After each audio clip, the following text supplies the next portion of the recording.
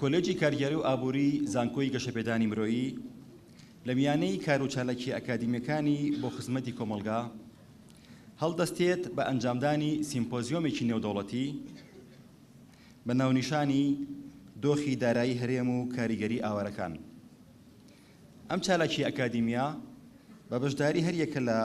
بەڕێوەبەرایەتی ئاماری سلێمانی و ڕێکخراوی UNHCR ئەنجام دەدرێت. بەڕێزان، بە پێویستی ئەزانین وەفاەن بۆ خوێنی پاکی شەهیدانمان، بۆ ئەو شەهیدانی کە ئەم دۆخەیان بۆ سازاندوین، ئەم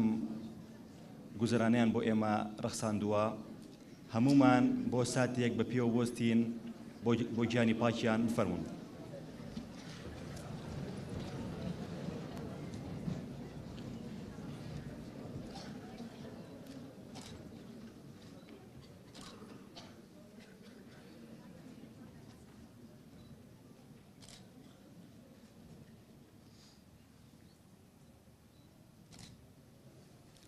زۆر سوپاس فەرموون. سەرەتای دەستپێکردنی سیمپۆزیۆمەکە بە وتەی زانکۆی گەشەپێدانی مرۆیی لەلایەن بەڕێز ڕاگری کۆلێجی کارگەری و ئابووریەوە پێشکەش دەکرێت. با فەرمێ. بە ناوی خوای بەخشندەی میهرەبان، بەڕێز سەرۆکی زانکۆی گەشەپێدانی مرۆیی، زۆر بەڕێزان ئەندامانی ئەنجومەنی زانکۆ، بەڕێزان سەرۆکی زانکۆی کۆمار، بەڕێز سەرۆکی زانکۆی جیهان کەمپی سلێمانی، زۆر بەڕێز یاریدەدەری سەرۆکی زانکۆی عشق سلێمانی، بەڕێزان نوێنەری ئەنجومەنی پارێزگای سلێمانی، بەڕێزان نوێنەری فەرمانگەی کۆچ و کۆچبەرانی سلێمانی، بەڕێزان نوێنەرانی ڕێکخراوەکان و دام و دەستگا حکوومیەکان، هەموو لایەکتان بەخێر بێن سەر و سەرچاومان. سپاسی ئامادەبوونتانەکەین لە چالاکیەکی زانستی کۆلێجی کارگێڕی و ئابووری زانکۆی گەشەپێدانی مرۆیی. هیوادارین سیمینارەکانی ئەم چالاکیە زانستی نێودەوڵەتیە جێگای ڕەزامەندی ئێوەی بەڕێز بێت. بەڕێزان، وەک ئاشکرایە یەکێک لە پێوەرە سەرەکیەکانی هەڵسەنگاندنی ڕۆڵ و پێگە و ڕیزبەندی زانکۆکان لە هەموو دنیا بریتیە لە تێکەڵاوبوون و پەیوەندی زانکۆکان لەگەڵ کۆمەڵگا، ئەویش لە ڕێگای باسکردن و گرنگیدان بە ئاریشە و قەیران و بابەتە جێگای سەرنجی هاوڵاتیان و دامەزراوە ڕەسمی و ناڕەسمیەکانی ئەو کۆمەڵگەیانە، بە مەبەستی تاوتوێکردنی هۆکارەکانی و دەستنیشانکردنی میکانیزمی دروست و بەردەست بۆ چارەسەرکردنی ئەو گرفت و قەیرانانەی کە تووشی ئەو کۆمەڵگەیانە دەبن. بەڕێزان، هەموو ئەمانەش لە میانی سازکردن و بە ئەنجام گەیاندنی کۆمەڵێک چالاکی زانستی و کۆمەڵایەتی و ڕۆشنبیری و کلتوری دەبێت کە خۆی دەبینێتەوە لە چالاکیەکانی وەک کۆڕ و کۆنفرانس و سمپۆزیۆم و وەرکشۆپ و سیمینار و ئەنجامدانی توێژینەوەی زانستی. بەڕێزان، ئێمەش وەک کۆلێجی کارگێڕی و ئابووری لە زانکۆی گەشەپێدانی مرۆیی لە ڕوانگەی هەستکردنمان بە ئەرک و کاری پیشەیی و ئەکادیمی و زانستی خۆمان و لە چوارچێوەی نەخشە و پلانی ساڵانەی کۆلێجەکەمان و زانکۆکەمان هەستاوین بە سازکردنی ئەم چالاکیە نێودەوڵەتیە بۆ بابەتێکی گرنگ و هەستیار و جێگابایەخی سەرجەم دانیشتوان و چین و توێژەکانی کۆمەڵگای خۆمان. لە ڕاستیە ئەوە بۆ 2 ساڵ ئەچێت هەرێمی کوردستان بە هەموو چین و توێژەکانیەوە ڕوبەڕووی قەیرانێکی سەختی ئابووری و دارایی بووینەتەوە کە لە ڕاستیە تەنگی بە هەموو هاوڵاتیانی ئەم هەرێمە هەڵچنیوە و بۆتە جێگای بایەخی هەموو لایەکمان و هاوکات لەگەڵ لە ڕاستیە بۆتە هۆی پەکخستن و شەلەلکردنی زۆربەی دام و دەستگا خزمەتگوزاریەکانی ئەم هەرێمە وەک خۆمان بە چاوی خۆمان ئێستا دەیبینین و تیایدا دەژین. هاو ئاهەنگ لەگەڵ ئەم قەیرانە سەختەدا لە ڕاستیە ئەوە بۆ 2 ساڵەچێت هەرێمەکەمان و ناوچەکەشمان ڕوبەڕووی جەنگێکی ماڵوێرانکەر بووەتەوە کە پریسکی بەر هەرێمی کوردستان کەوتووە چ لە بواری سەربازی و ئەمنی و چ لە بواری دەرهاویشتە خراپەکانی ئەم جەنگە ئەویش خۆی بینێتەوە لەو کۆچە بەلێشاوەی ئاوارەکان لە پارێزگاکان کە هاوسنوورن لەگەڵ هەرێمی کوردستان کە لە ڕاستیە کارەساتێکی مرۆیی گەورەی دروست کردووە بۆ سەر تاپا خەڵکی عێراق و ناوچەکە و بۆتە هۆی بایەخپێدانی نەک تەنها کۆمەڵگای کوردەواری خۆمان و کۆمەڵگەی عێراق بەڵکو بۆتە هۆی جێبایەخی سەرجەم وڵاتانی دنیا و سەرجەم ڕێکخراوەکان بە ڕێکخراوەکانی سەر بە نەتەوە یەکگرتوەکانیشەوە. ئێمە هیوادارین کە ئەم چالاکیە نێودەوڵەتیەمان لە چوارچێوەی 3 سیمیناردا ببێتە هۆی سەرنجڕاکێشانی ئێوەی بەڕێز و سوودێکی لێ ببینن و هیوادارین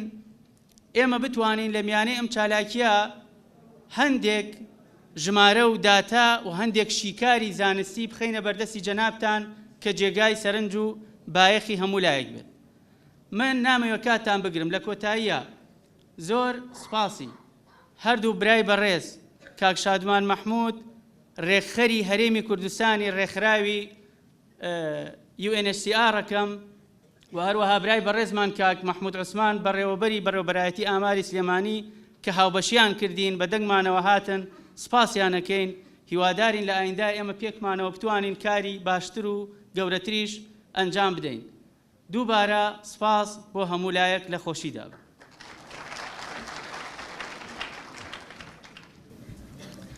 ئامادەوانی بەڕێز بە پێویستی زانم کە چالەکەکانی سیمپۆزیۆمی ئەمڕۆتان پێ ئاشنا بکەم کە پێک دێت لە 3 سیمینارێکیان تایبەتە بە داهاتی تاک و خێزان و لێوارەکانی هەژاری لە ناو ئەم دۆخ و گوزەرانی کە ئێستا هەرێمی کوردستان پێی تێپەڕێت کە لەلایەن بەڕێز دکتۆر سەعاد عەبدولقەهار شێخەوە پێشکەشەکرێت. سیمیناری دووهەم بریتیە لە بیلۆگرافیای ئاوارەکانی هەرێمی کوردستان کە بەڕێز کاک مەحموود عوسمان لە بەڕێوەبەرایەتی ئاماری سلێمانی پێشکەشەکات و سیمیناری سێەم تایبەتە بە کاریگەری ئاوارەکان لەسەر خێزانە خانەخوێکان لە هەرێمی کوردستان کە بەڕێز کاک شادمان مەحموود لە UNHCR پێشکەشەکات. ئێستا داوا لە بەڕێز جەنابی پرۆفیسۆر دکتۆر سەعاد عەبدولقەهار شێخەکەم کە بفەرمێ بۆ پێشکەشکردنی سیمینارەکەی. ئەمەوەیە بەڕێزیان بە ئێوە بناسیێنم. پرۆفیسۆر دکتۆر سەعاد عەبدولقەهار شێخ خاوەنی شەهادەی پۆست دکتۆرایە فوق دکتۆرایە لە زانکۆی کالیفۆرنیا لوس ئەنجلوس بۆ زانستە ئابوووریەکان. بەڕێزیان وەکو سەرۆکی زانکۆی سووریای نێودەوڵەتی کاریان کردووە بۆ علوم و تەکنۆلۆجیا، هەروەها ڕاگری کۆلێجی ئیدارە ئەعمال بوون لە هەمان زانکۆ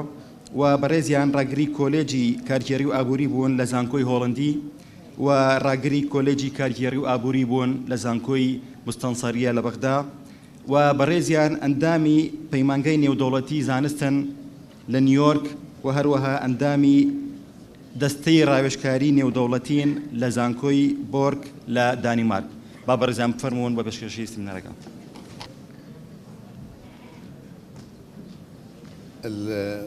الموضوع اللي راح اتناوله هو الاحوال المعيشيه في كردستان او الحقيقه مؤشرات اساسيه حول الاحوال المعيشيه في كردستان. ابتداء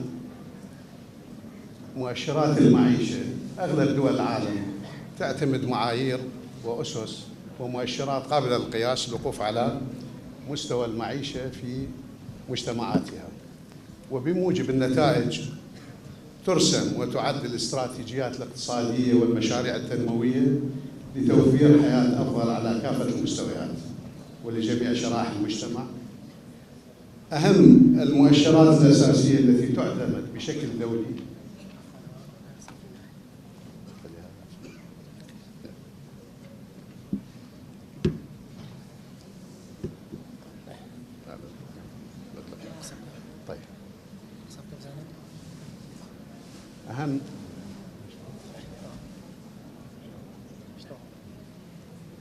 أهم المعايير والمؤشرات الأساسية المعتمدة دولياً هي متوسط دخل الفرد والأسرة، متوسط أنفاق الوحدة الاستهلاكية، نسبة الإنفاق على المواد الغذائية، متوسط أنفاق الأسرة على الخدمات الصحية والتعليمية والماء والكهرباء، مؤشرات البطالة والتضخم. هناك عدة وسائل وطرق لقياس وتأشير الأحوال المعيشية بموجب المعايير سابقة الذكر، والأسلوب اللي يعني ملائم حقيقة هو مستوى إشباع الحاجات الضرورية أو حالة الكفاف. هذا المقياس أو هذا الأسلوب يعتمد على احتساب القدرة الدخلية للأسرة اللي تؤهلها لإشباع أهم الحاجات الضرورية الأساسية. والمسوحات والإحصائيات السكانية عموماً تفي بالغرض في تأشير هذه المعايير وهذه الأسس. حقيقة يعني أنا عندي اطلعت على الإحصاءات والبيانات الجيدة حقيقة، يعني أكو جهود كبيرة من دوائر الإحصاء في كردستان في توفير هذه البيانات، لكن عموما الإحصاءات السكانية يعني مو جدا دقيقة حقيقة، وهنالك بعض لأنه قسم من عدة تقديرية، قسم من بعض البيانات مأخوذة من عينات. هذه العينات قد أنه ما في مصداقية كبيرة في إيضاح الحقائق، إيضاح الأمور في ضوء الأسئلة اللي يسألوا، فلذلك بعض المفردات أنا حاولت أنه أتجنبها حتى لا يكون هنالك تقاطعات بالبيانات أو بالمعلومات. لكن بشكل أساسي الإحصاءات في عام 2012 جيدة كانت، والإحصاء الشامل في 2000 على مستوى العراق طبعا هو، بس أنا أخذت من عنده الأشياء اللي تخص كردستان في عام 2016 أيضا يتضمن مؤشرات مهمة وجيدة وشاملة ويعني تقريبا متكاملة. بس في سياق المقارنة، لأنه ما ممكن أنه فقط في عام 2016 قبيل الأزمة، يعني ما متدخل مع الأزمة بشكل كامل، يعني جزء من الأزمة المالية. 2012 المؤشرات كانت حصرا على 2012، اكو بعض المعلومات والبيانات اللي سابقة لذلك، فما صارت سلسلة زمنية متواصلة حتى ممكن أنه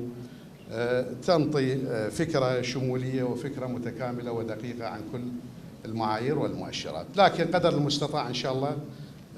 التعليقات بعض التحليل البسيط وفق الوقت اللي يسمح به المحاضرة راح ننطي فكرة عن هذا الموضوع. ابتداء أهم عناصر وأسباب المشكلة المالية في كردستان اللي قادت وأدت إلى تراجع الأحوال المعيشية بشكل عام. مثل ما هو معلوم أنه الخلافات على الجوانب المالية في الجانب المالي مع المركز بشأن الموازنة المالية منذ عام 2013 كان سبب رئيسي في تراجع كل المؤشرات اللي تخص الأحوال المعيشية. عدم وجود نظام فعال لاحتساب وتحصيل الضرائب وكذلك مصادر الإيرادات الأخرى، هذا كان أيضا سبب في انخفاض مساهمة هذه المصادر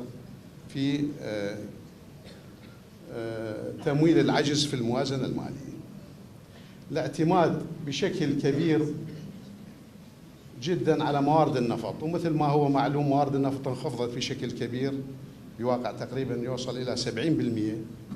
في عام 2014. هذا كان سبب رئيسي لانخفاض الإيرادات في كردستان. تدهور الوضع الأمني في كثير من المحافظات العراق أدى إلى تدفق أعداد كبيرة من النازحين إلى كردستان وكذلك اللاجئين السوريين، كان أعداد كبيرة حقيقة، وأثرت بشكل سلبي في جوانب معينة بالمنافسة على موضوع الخدمات خاصة الماء والكهرباء اللي هي تعتبر من المستلزمات الأساسية للأحوال المعيشية. هذه العوامل الأساسية كلها أدت إلى انخفاض قدرات الحكومة على تقديم الخدمات العامة وانخفاض المستوى المعيشي للأسر وضعف قدراتها على التأقلم لمواجهة تلك المشكلات. أنا أخذت بعض المؤشرات. هنا متوسط دخل الفرد حسب مصدر الدخل بشكل أساسي. هذه المحافظة 3 محافظات حسب الإحصائية، هاي 2012 إحصائية 2012. فإجمالي الدخل المستلم حتى نختصر هو 232,800 دينار بالنسبة للدخل الفرد متوسط لدهوك. السليمانية 353,000 دينار. أربيل 323,000 دينار.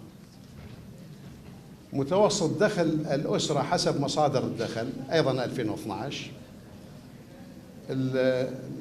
المؤشرات أو البيانات اللي استخلصتها أنه إجمالي الدخل المستلم 1,736,000 بالنسبة لدهوك،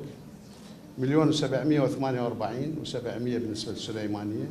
أربيل 1,776,900 دينار، عفوا مليون. التقارير أنا يعني أخذت الحقيقة بعض التقارير وخاصة من وزارة التخطيط، بعض الوثائق يشير التقارير لأن متوسط دخل الفرد في إقليم كردستان ارتفع قبيل الأزمة المالية بحدود 450. يعني هذا بالنسبة لدخل الفرد. يعني إذا نشوف من متوسط تقريبا 300 بحدود 340 خلينا نقول 335 إلى 450,000 دينار شهريا قبل ما تصير الأزمة تأخذ مداها وتكون لها تأثير سلبي كبير على الأوضاع المعيشية. وبعد ذلك انخفض بشكل كبير بفعل الخلاف، يعني موضوع الأزمة المالية مع الحكومة العراقية، وخاصة مشكلة الرواتب الموظفين في كردستان أدى إلى انخفاض الإيرادات العامة، أيضا بفعل انخفاض أسعار النفط ومحدودية الإيرادات المستحصلة من مصادر الإيرادات العامة الأخرى. بالنسبة لمتوسط إنفاق الفرد حسب أنواع الإنفاق، أنا ركزت على الإنفاق الاستهلاكي لأنه هو مؤشر أساسي بالنسبة للأحوال المعيشية. ففي دهوك، أو خلينا ناخذ المعدل في كردستان، هو 389,200 دينار الإنفاق الاستهلاكي. أنا عفوا أختصر لأنه الوقت محددين فيه. متوسط إنفاق الأسرة حسب أنواع الإنفاق متوسط 2,181,300 دينار.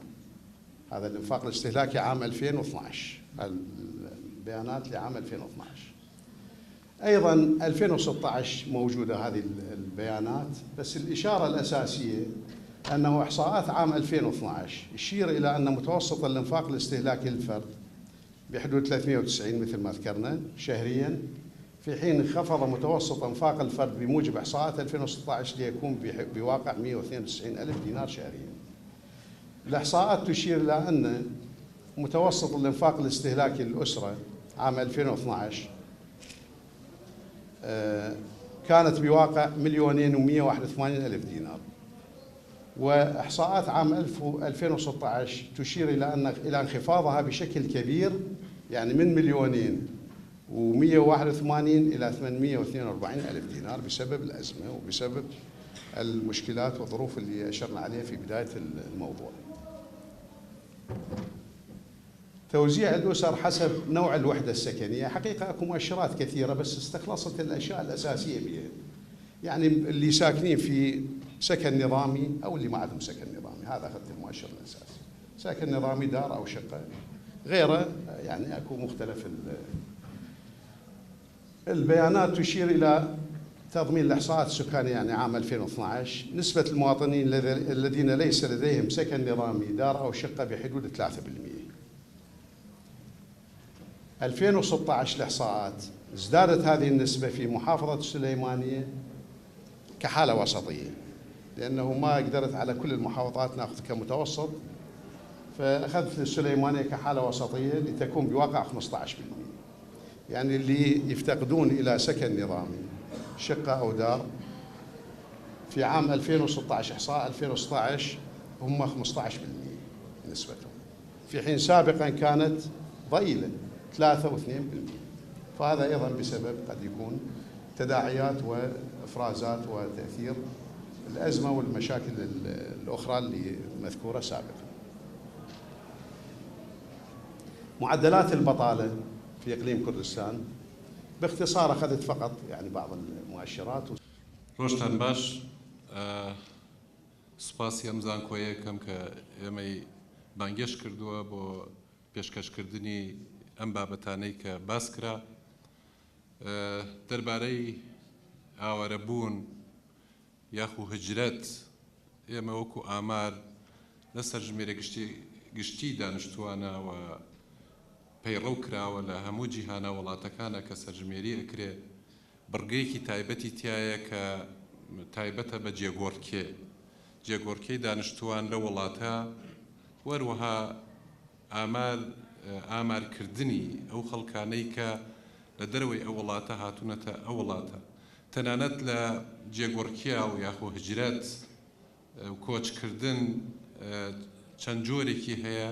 و چەند پێناسەیەکیشی هەیە. جێگۆرکێ لە دانیشتوانە و ئاوارەبوون یاخود هجرەتکردن لە چوارچێوەی تەنانەت پارێزگاکایشە هەیە و هجرەتکردن لە گوندنشینەوە بۆ شارنشین و هەروەها لە بەعەکسەوە لە شارنشینەوە بۆ گوندنشین و هۆکانی جێگۆرکێ لە وڵاتە یاخو لە وڵاتەکانی تر بۆ وڵاتەکانی تر چەند هۆیەکی هەیە کە دیاری کراوە. بۆ نمونە هەر لە وڵاتی خۆمانە خەڵکانێکی زۆر هەیەن جێگۆرکەی خۆیانەکەن لە شارێکەوە بۆ شارێکی تر بە مەبەستی بۆ نمونە خوێندن یا بە دوای گەڕان بە دوای کارێکی باشتر یا بۆ شوێنێکی خۆشتر. ئەوەی کە ئێستا ڕووی داوە لە وڵاتەکەی ئێمە ناوێنرێ لەبەر باری ئاسایش و دابینکردنی شوێنێکی باشتر بۆ پارێزگاری لە ژیانیان. ئێمە وەکو هەرێمی کوردستان چەند جارێک تووشی هجرەت بووین، تووشی ئاوارەیی بووین، بەڵام بۆ خوارەوە نەڕۆیشتوین. هەمیشە یا بۆ ڕۆژەڵات ڕۆیشتوین یاخو بۆ تورکیە بۆ شیمال بۆ سەروی خۆمان. و ئەو هجرەتانەی ئێمە توشمان بووە ئەو ئاوارەبوونەوانەی ئێمە توشمان بووە زۆربەی ئاوارەبوونی قەسری بووە بە زۆر بووە کە هاتوون بەسەرمانە و پێشوەختیش کە ئاوارەبوونی جەماعی یاخو گشتی کە لەم وڵاتە بۆ نمونە کە لە کۆڕەوەکە توشمان بوو کۆڕەوێکی ملیۆنی زیاتر بوو کە ئێمە ئاوارە بووین و ڕۆیشتینە وڵاتەکانی ئێران و تورکیا لە ترسی ئەوەی کە نەمان کوژن ماڵ و حاڵ و ژیانی خۆمانمان بەجێهێشت. پێشوەختی ئەو ئاوارەبوونەی کۆڕەوەیشە ڕژێمەکانی بەغا و بە تایبەتی ڕژێمی دواتری بەعس بەڕاستی ئاوارەبوونی قەسری پێمان کرد خۆی وەکو دەوڵەتی خۆمان لە شوێنەکانی خۆمان هەڵی ئەکەندین و ئەمانی برد بۆ شوێنێکی تر و زۆربەی ئەوانەیشە کە هەڵی ئەکەند و هجرەتی پێیان نەکرد هجرەتی قەسری کوشتمانیان یعنی 182,000 ئەنفال لە شوێنی خۆیان هەڵیانی کەند و بردیانی نەهاتنەوە.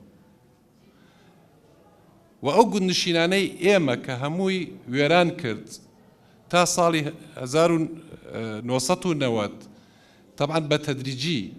لە ساڵی 77 سەرژمێرێکی گشتی دانیشتوانی باشترین سەرژمێری گشتی دانیشتوانی کرد حکوومەتی عراقی و بەعس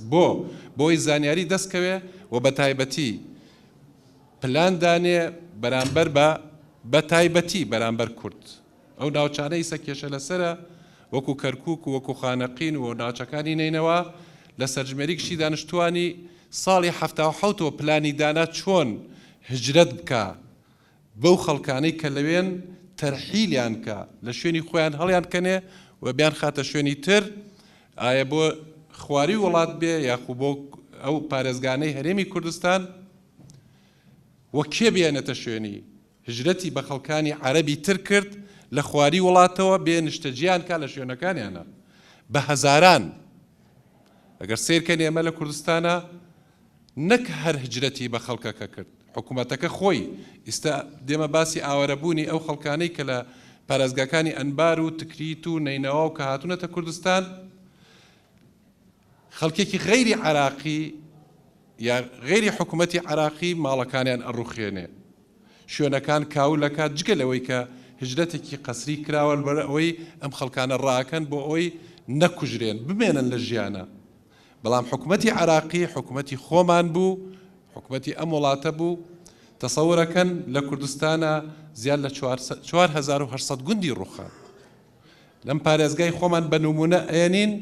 2576 گوندی ڕوخان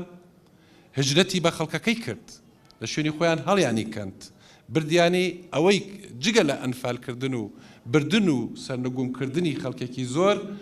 لە مجەمەعاتی سەکەنی قەسریە نیشتەجێیانی کرد و ئەو شوێنانەی کە تیا نیشتەجێ بوون جگە لە گوندەکان 5 قەزایش ئەو 5 قەزایە لەگەڵ 26 ناحیە ئەو شوێنانەی هەموو ڕوخان 132,000 خانووی ڕوخان 682 مەکتەبی ڕوخان 170 خەستەخانە و بنکەی تەندروستی ڕوخان 14,000 شوێنی کاری ڕوخان بۆ ئەوەی ئەم خەڵکانە جارێکی تر بیل لەوە نەکەنەوە بگەڕێنەوە بۆ شوێنانە زیاد لە 8 ملیۆن دۆنم زەوی بە پیت و بەرەکەتی 5 ساڵ بێبەرهەم کرد مشتێگەنم ئینتاج نەبوو تەسەورکەن ئیحسایەکی جیهاز مەرکەزی ئیحسای بەغا هەیە لە 76 ئەڵێ 16 ملیۆنداری بەری هەیە لە پارێزگای سلێمانیە لە ساڵی 90 خۆیان کردویانەتەوەڵێ 572,000 داری بەری ماوە یعنی گەیشتە دارەکانیش زیاد لە 3 ملیۆن و نیو ئاژەڵی شیردەرمان هەبوو لەم پارێزگایە لە مەڕ و لە بزن و مانگە تاکەی مایەوە لە مجەمەعاتی سەکەنیە بە دیمان ئەویشی نەهێشت تەسەورەکەن لەم پارێزگای ئەمە کارگەیەک نەبووی ئێمە بڕوامان پێی بێ 13 کارگەی پەککەوتو شکاو بەجێ مابوو بۆمان لە 16 بواری پیشەسازی عراق لە هەموو هەرێمی کوردستانە بوو نیازی ئەوەی کە تەرحیل و تەهجیر تەسەورەکەن لە ساڵی 75 نیو ملیۆن کوردی هەجرەت پێکرد قەسری لە کوردستانەوە بۆ گوندەکانی خواری وڵات دابەشیانی کرد بەسەر گوندەکانە پیانەی ئەوت جارێکی تربی لەوە نەکەنەوە ئەچنەوە بۆ کوردستان اللي هناك هم نجيبهم تنطوكم بناتكم للعرب وتاخذون منهم لوي ام حالتان ام هجرتاني كأبينين وام آوربونانا توشي كرد زور بوا ولا صالح حفتاو حوتوا دسي كرد بهجرت كردني هل كندني خلقي كردستان دا كيلومتر تاقايش تا 100 كيلومتر عمق بناوي كردستان لو شونانا همو رايقوز يعني كرد بێکار بێ ئیش بێ خوێندن تەسەورەکەن ئێمە نەبوونیەکانمان لە ساڵی 90 UNDP ئەڵێ کوردستان و بە تایبەتی پارێزگای سلێمانی لە 90 نەبوونیەکانمان هەبووە نەبوونی بەس خۆراک نییە نەبوونی لە بواری پەروەردەیە لە بواری تەندروستیە لە بواری ئاوە لە بواری کارەبا لە بواری ئازادیە لە بواری دیموکراتیە لە بواری جیاوازیکی گەورەی بینی ژن و پیاوە ئەم لە بواری کار و بێکاریە ئەم حاڵەتانە خەڵکێک کە تووشی ئاوارەبوون بێت تەهجیر بێ کوشتن بێت کوشتنی قەسری بێ بەڕاستی نەتیجەکەی ئەوەیە کە ژێرخانی ئابووری و ژیان و ئابووریشیان هەموو وێران بووە ئێمە لە کوردستانەوەمان بەسەرهات بۆیە ئەبینین ئیستا ملەتی کوردستان دانیشتوانی کوردستان دەرگای کردوتەوە کارێکی مرۆڤایانەیە کوچکی بەسەر خۆیان هاتووە ئەو خەڵکە زۆرەی کە لێشاوی هاتووە ساڵی پار 2015 کە ئەوەجی کە زیاد لە 1,800,000 کەس لە مدەیەک و فترەیەکی زەمەنی کورتە ڕووی کردە کوردستان و تەسەورەکەن ئەو کەمپانەی کە هەمانە بۆ نمونە لە پارێزگای سلێمانیە 8 کەمپی ئاوارەمان هەیە بەڵام لە 120 ئاوارەکان لێ نیشتەجێ بوونن لە 180 لە شارنشینەکانمانن یعنی ڕوبع ملیۆنێکی ئاوارە لە فترەیەکی زەمەنی کووردا هاتوون گیان کراوەتەوە لە شارەکانمانە 190 دانیشتوانی پارێزگای شاری سلێمانی نەک پارێزگا ئێستا ئاوارەیە و نازحینە چەمچەماڵ و کەلار لە 170 دانیشتوانەکانیان ئاوارەی نازحینی عراقی نەهاتوون تیان نیشتەجێ بوون قیاسن بۆ دانیشتوانی خۆمان شارێکمان هەیە وەکو کفری لە 150 دانیشتوانی نازحینن تەسەور کە لە هەرێمی کوردستانە ئێستا لە حەڤە بۆ ساڵی 2016 ئەم ڕێژەیە گۆڕێ دوای هاتنی ئیستە لە ماوەی مایەکە 7,000 ئاوەری مووسڵ گۆتەوەقۆ ئەکرێ 1,200,000 ئاوەرەمان بۆ بێ لە سەتا حەڤەی دانیشتوانی هەرێمی کوردستان کە خۆمان 5,700,000 کەسین ئاوارە و نازحینی عراقیینن. ئەوجا ئەم حاڵەتانە و تەبانە گۆڕێ لە بینی پارێزگایەک بۆ پارێزگایەکی تر لە 26 دانیشتوانی پارێزگای دهۆک بۆتە ئاوارە و لە سلێمانی لە 115 دانیشتوانی پارێزگاکەی ئێمە ئێستا ئاوارە و نازحینی نیشتەجێن. تەبان هاتنی ئەم ئاوارانە بۆ هەرێمی کوردستان کاریگەریەکی زۆری کردووە لەسەر هەموو ژیانی خەڵکەکە. یەکێک لە ئەسبابی یا هۆی قەیرانی ئابووری هەرێمی کوردستان هاتنی ئاوارەکانە بە لێشا و نیشتەجێکردنیان لێرە لە هەموو بوارێکە کاریگەریان هەبووە لەسەر جونگەکان باری مرۆیی کۆمەڵایەتی ئابووری لەسەر دانیشتوانمان. ئەوجا ئەم حاڵەتی ئاوارەبوون وەکو وتمان لە هەموو جیهانە هەیە، بەڵام ئەو ئاوارەبوونەی کە لە عێراقا دروست بووە لە بەتایبەتی لە شەرقی ئەوسەط و شیمالی ئەفریقیا بەڕاستی ئاوارەبوونێکی نائاساییە. وەڕۆکو چۆن ئێماڵێن هجرەت لە شوێن خۆت کە بیگۆڕی بۆ شوێنێکی تر ئەبینین لە پارێزگای سلێمانێ بەعزە شتێک هەیە ئاسایی نییە. لە ساڵی تعدادی 57 تا ئەبینین گوندنشینەکانی هەرێمی کوردستان و بەتایبەتی ئەم پارێزگایە لە 176 دانیشتوانمان گوندنشین بوو، لە 124 شارنشین بووە، بەڵام بەداخەوە سەیرەکەین ئێستا لە 176 دانیشتوانمان شارنشینە لە 124 گوندنشینە. ئەمەلێکە عەکسەوە بۆتەوە، ئەمە شتێکی ناجایزە. هاتنی ینی بۆ شارستانی ئەتیادی لە هەموو وڵاتەکانە ڕووەدا تۆ لە گوندنشینەوە کەچی بۆ شارستانی بە مەراحلێکی زۆر ئەڕوا بە چەند ساڵێک کە تۆ هەستی پێ ناکەی، بەڵام لە پڕێکە لە ماوەی چەند ساڵێکە تۆ لە شوێنێکەوە کە ئاوارەبوون و بۆ شوێنێکی تر ئەوانە حاڵەتی ئیستثنائین و حاڵەتانە ئاسایی نین کە ڕوئەدات. ئەوجا بەڕێزان بینەوە سەرباسی ئەم ئاوارانەی کە ڕویان کردوتە هەرێمی کوردستان و بەتایبەتی پارێزگاکەمان ڕێژەکانیان زیاتر لە 3 پارێزگایەوە هاتووە بۆ ئێرە. ئەوش پارێزگای ئەنبارە و نەینەوایە زۆرینەی بەردهۆک و هەولێر کەوتووە و تکریتە سەلاحەدین و دیالە. ئەم ئاوارانە کە هاتوو نیشتەجێبوون لە ناو کەوتمان لە 180یان نیشتەجێی شارنشینەکانمانن و تێکەڵ بوون لەگەڵ کۆمەلگای خۆمانە. ڕاپرسیەکمان کرد لە مانگی 6 من زۆر ناچمە تەفاسیلەوە چونکی کاک شادمان لێرەیە ئەو زیاتر کە هاتووە داوەت کراوە لەگەڵ UNHCR ئەو کارەمان جێبەجێ کرد زیاتر مؤشراتەکان با بەڕێزی پیشانیدا کە تەئسیراتی هاتنی ئەمانە و حاڵەتی بژێوی ژیانی ئەو ئاوارانەی کە هاتوون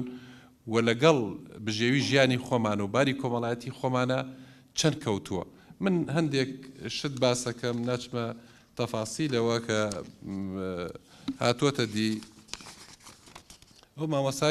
مامۆسای بەڕێزم پێش من زۆر مؤشراتی خستە ڕوو بەڕاستیە و مؤشراتانە باری ئابووری هەرێم هەندێک لە مؤشراتەکانە نازانم نەچوو بۆ شوێنی خۆی کە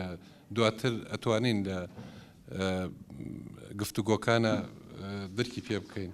هاتنی ئاوارە بۆ سەر ئەم هاورە زۆرەی هاتوۆتە هەرێمی کوردستان توانێکێکە لە ئەسبابی دواکەوتن و پاشەکشەی باری ئابووری خێزانەکانی هەرێمی کوردستان و ئەم پارێزگایە سەیرەکەی لە ساڵی 2013 داهاتی ماگانەی خێزان بە تێکڕا لەم پارێزگایە 1,979,000 بووە، بەڵام بەداخەوە ئیسە بۆتە 770,000 دینار. ئەم 770,000 دینارە سەیرەکەین داهاتی ئاوارەکانی عراقیش تقریبا وەکو خۆیەتی. لە خەرجیەکانە 2013 2,263,000 دینار تێکڕا معدەلی خەرجی خێزانەکانمان لەم پارێزگایە 2,263,000 دینار بووە، بەڵام بەداخەوە ئیستا بەهۆی ئەو قەیرانانە و کە یەکێک لە ئەسبابەکانیشی هاتنی بەلەشیاوی ئاوارەکانە و ئەرکی زۆریان دروست کردووە تێکڕای خەرجی خێزانەکانمان لەم پارێزگایە بۆتە 842,000 دینار و ڕێژەی بێکاریمان جەنابی مامۆستا کەوتی لە 3 بووە لە 6.6 بۆ دیارا و تەنها نێرینەکانی حساب کردبوو بەڵام بەداخەوە ڕێژەی بێکاریمان ئێستا لە شارنشینەکانی پارێزگای سلێمانیە بە گوندنشینەکانەوە لە 13 لە شارنشینەکانە بەرزەوە بۆ 9. طبعا لەوانەیە هەندێک لە خوێندکارەکان بپرسن چۆن ڕێژەی بێکاری لەم نەبوونیە 3 پوینت بەرزەوە بووە. ئێمە فەرمانبەرانی دەوڵەت کە زۆرینەی داهاتیان لە دەوڵەتەوەیە و لە 148 ئیشکەرەکانمان لای دەوڵەتە کەسی دەرنەکراوە لە ئیش بەڵام داهاتی کەمەوە بووە. زیاد لە شوێنی بازرگانی 76,000 شوێنمان هەیە بازرگانی پیشەسازی دوکان ئەکرێتەوە بازاڕیان هەیە بەڵام داهاتیان کەمی کردووە. زیاد لە 65,000 جوتیارمان هەیە لە حەق لایە ئیشەکە ئینتاجی هەیە بەڵام داهاتی کەمی کردووە 2 ساڵ 3 ساڵە گەنمەکەیان ئەبەن و پارەکەیان درەنگ ئەدەنەوە بەڵام بێکاری لە چیا زیادی کردووە ئێمە ساڵانە لە ماوەی ئەم 3 ساڵی ڕابردووە ساڵانە زیاد لە 6,000 دەرچووی کۆلێج و پەیماگەکانمان هەیە ئەمانەشنە سەر بێکارەکان و لە بواری استثمار و بیناسازیشە طبعاً ئەو کرێکارانەی کە لە بواری بیناسازیە بوو ئەوانش کە تەسریح کراون و هاتونەتە ماڵی خۆیان ئەوانش ڕێژەکەیان 3 پوینت زیاد کردووە. ئەوجا هاتنی ئاوارەکان بۆ لای ئێمە طبعاً کۆمەلگاکەمان ئێمە لە ڕاپرسیەکمان کرد لە ناو کۆمەلگای خۆمانە و لە خێزانە خانەخوێکانە ئەڵێن بوونی خزمەتگوزاریە گشتیەکان ینی پاشەکشەی خزمەتگوزاریە گشتیەکان کە دەوڵەت پێشکەشێکە خۆی سەرەکی هاتنی ئەو ئاوارە زۆرانەیە ئەو هەرچەندە طبعاً لە 154 ئەو خێزانە ئاوارانی کە هاتوونەتە کوردستان لە 154یان لە خوار 90 ساڵ و بەرەو خوارەوەن ئەمانە بقیاسن بۆ خانەخوێی خۆمان لە 143ەیە کە ئیعالە ئەکرێن لەبەر ئەوان هەڵپەیانە کە ئیش بکەن بۆیە لە 180 ئەوانەی تەمەنی 15 بۆ 65 ساڵی ئاوارەکان ئیسە ئیش ئەکەن لە کوردستانە و داهاتیان هەیە ئەمە شوێنی کارکەرەکانی خۆمانیان کردوتەوە و هەروەها خانەخوێەکانی خۆمان گلەییان ئەوە هەیە هاتنی ئاوارەکان و قەیرانی دروست کردووە لە هەرێمی کوردستانە کرێی خانۆکانی زیای کردووە لەسەر هەژارەکان و ئەو کەسانەی کە فەقیرن لە ئاوارەکانە هاتوون ڕویان کردووەتە ناحێ و قەزاکان کە زیاتر هەژارترن هەژارتریانیان کردووە.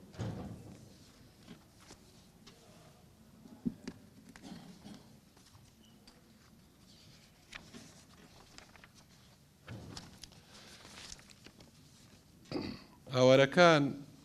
طبعاً ئەو بودجەی کە هەیە لە هاتوون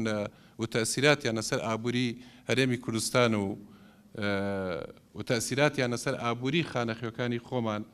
سەیرەکەین ئێمە لە ساڵی 2013 چەند سەکتەرێکی مهم هەیە لە خێزانەکانی خۆمان خەرجی تیاکەن لە 125 گیرفانی لە ساڵی 2013 خەرجە کرد بۆ بواری خۆراک لە 175 بۆ خۆشگوزەرانی و خزمەتکردنی خۆی و خێزانەکەی لە بواری پەروەردەی و تەندروستی و بوارەکانی گەشت و گوزاریە خەرجە کرد بەڵام بەداخەوە ئێستا لە ساڵی 2016 لە 150 گیرفانی خەرجەکە بۆ خۆراک و خەرجەکانی لە بواری پەروەردی و تەندروستیە زیادی کردو چونکی حکوومەت پاشەکشەی کردو لە خزمەتکردنیان سەیری ئاوارەکانەکەین لە 170 خەرجەکانیان بەگشتی داناوە بۆ خۆراک و لە 130یان بۆ بوارەکانی تر حکوومەتی عراقی لە زۆر بوارە کە هاتووە و حکوومەتی هەرێمی کوردستان طبعاً خزمەتگوزاریەکانی بۆیان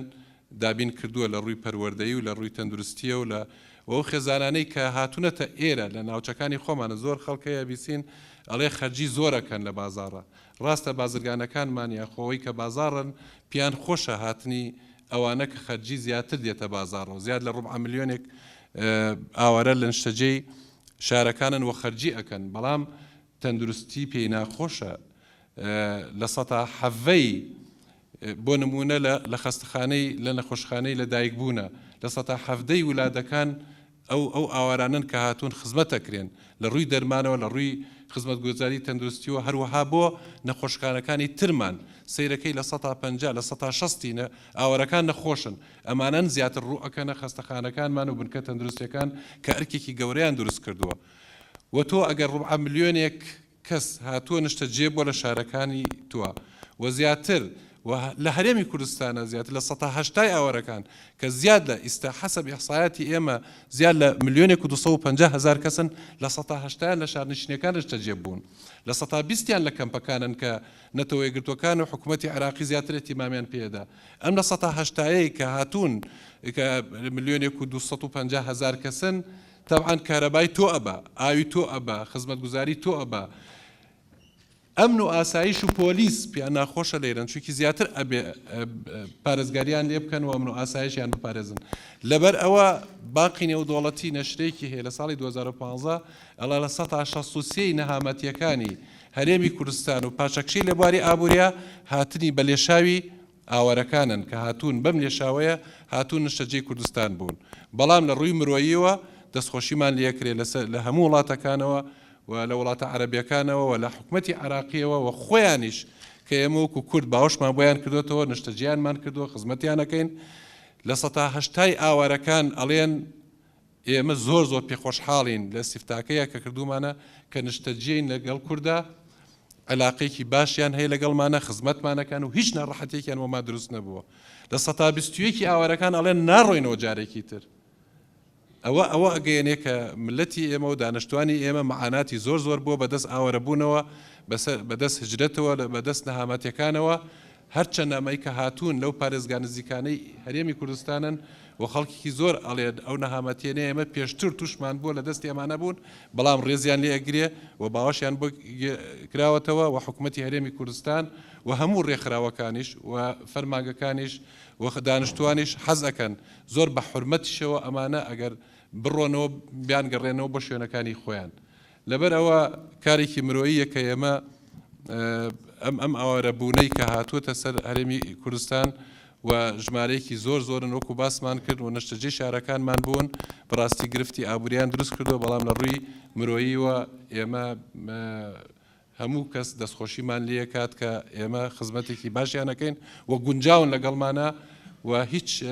ناڕەحەتیەکیان نییە لە نیشتەجێبوونیانە لە هەرێمی کوردستان. زۆر سپاس کاک محمود بەڕێوەبەری ئامادەستەوانی.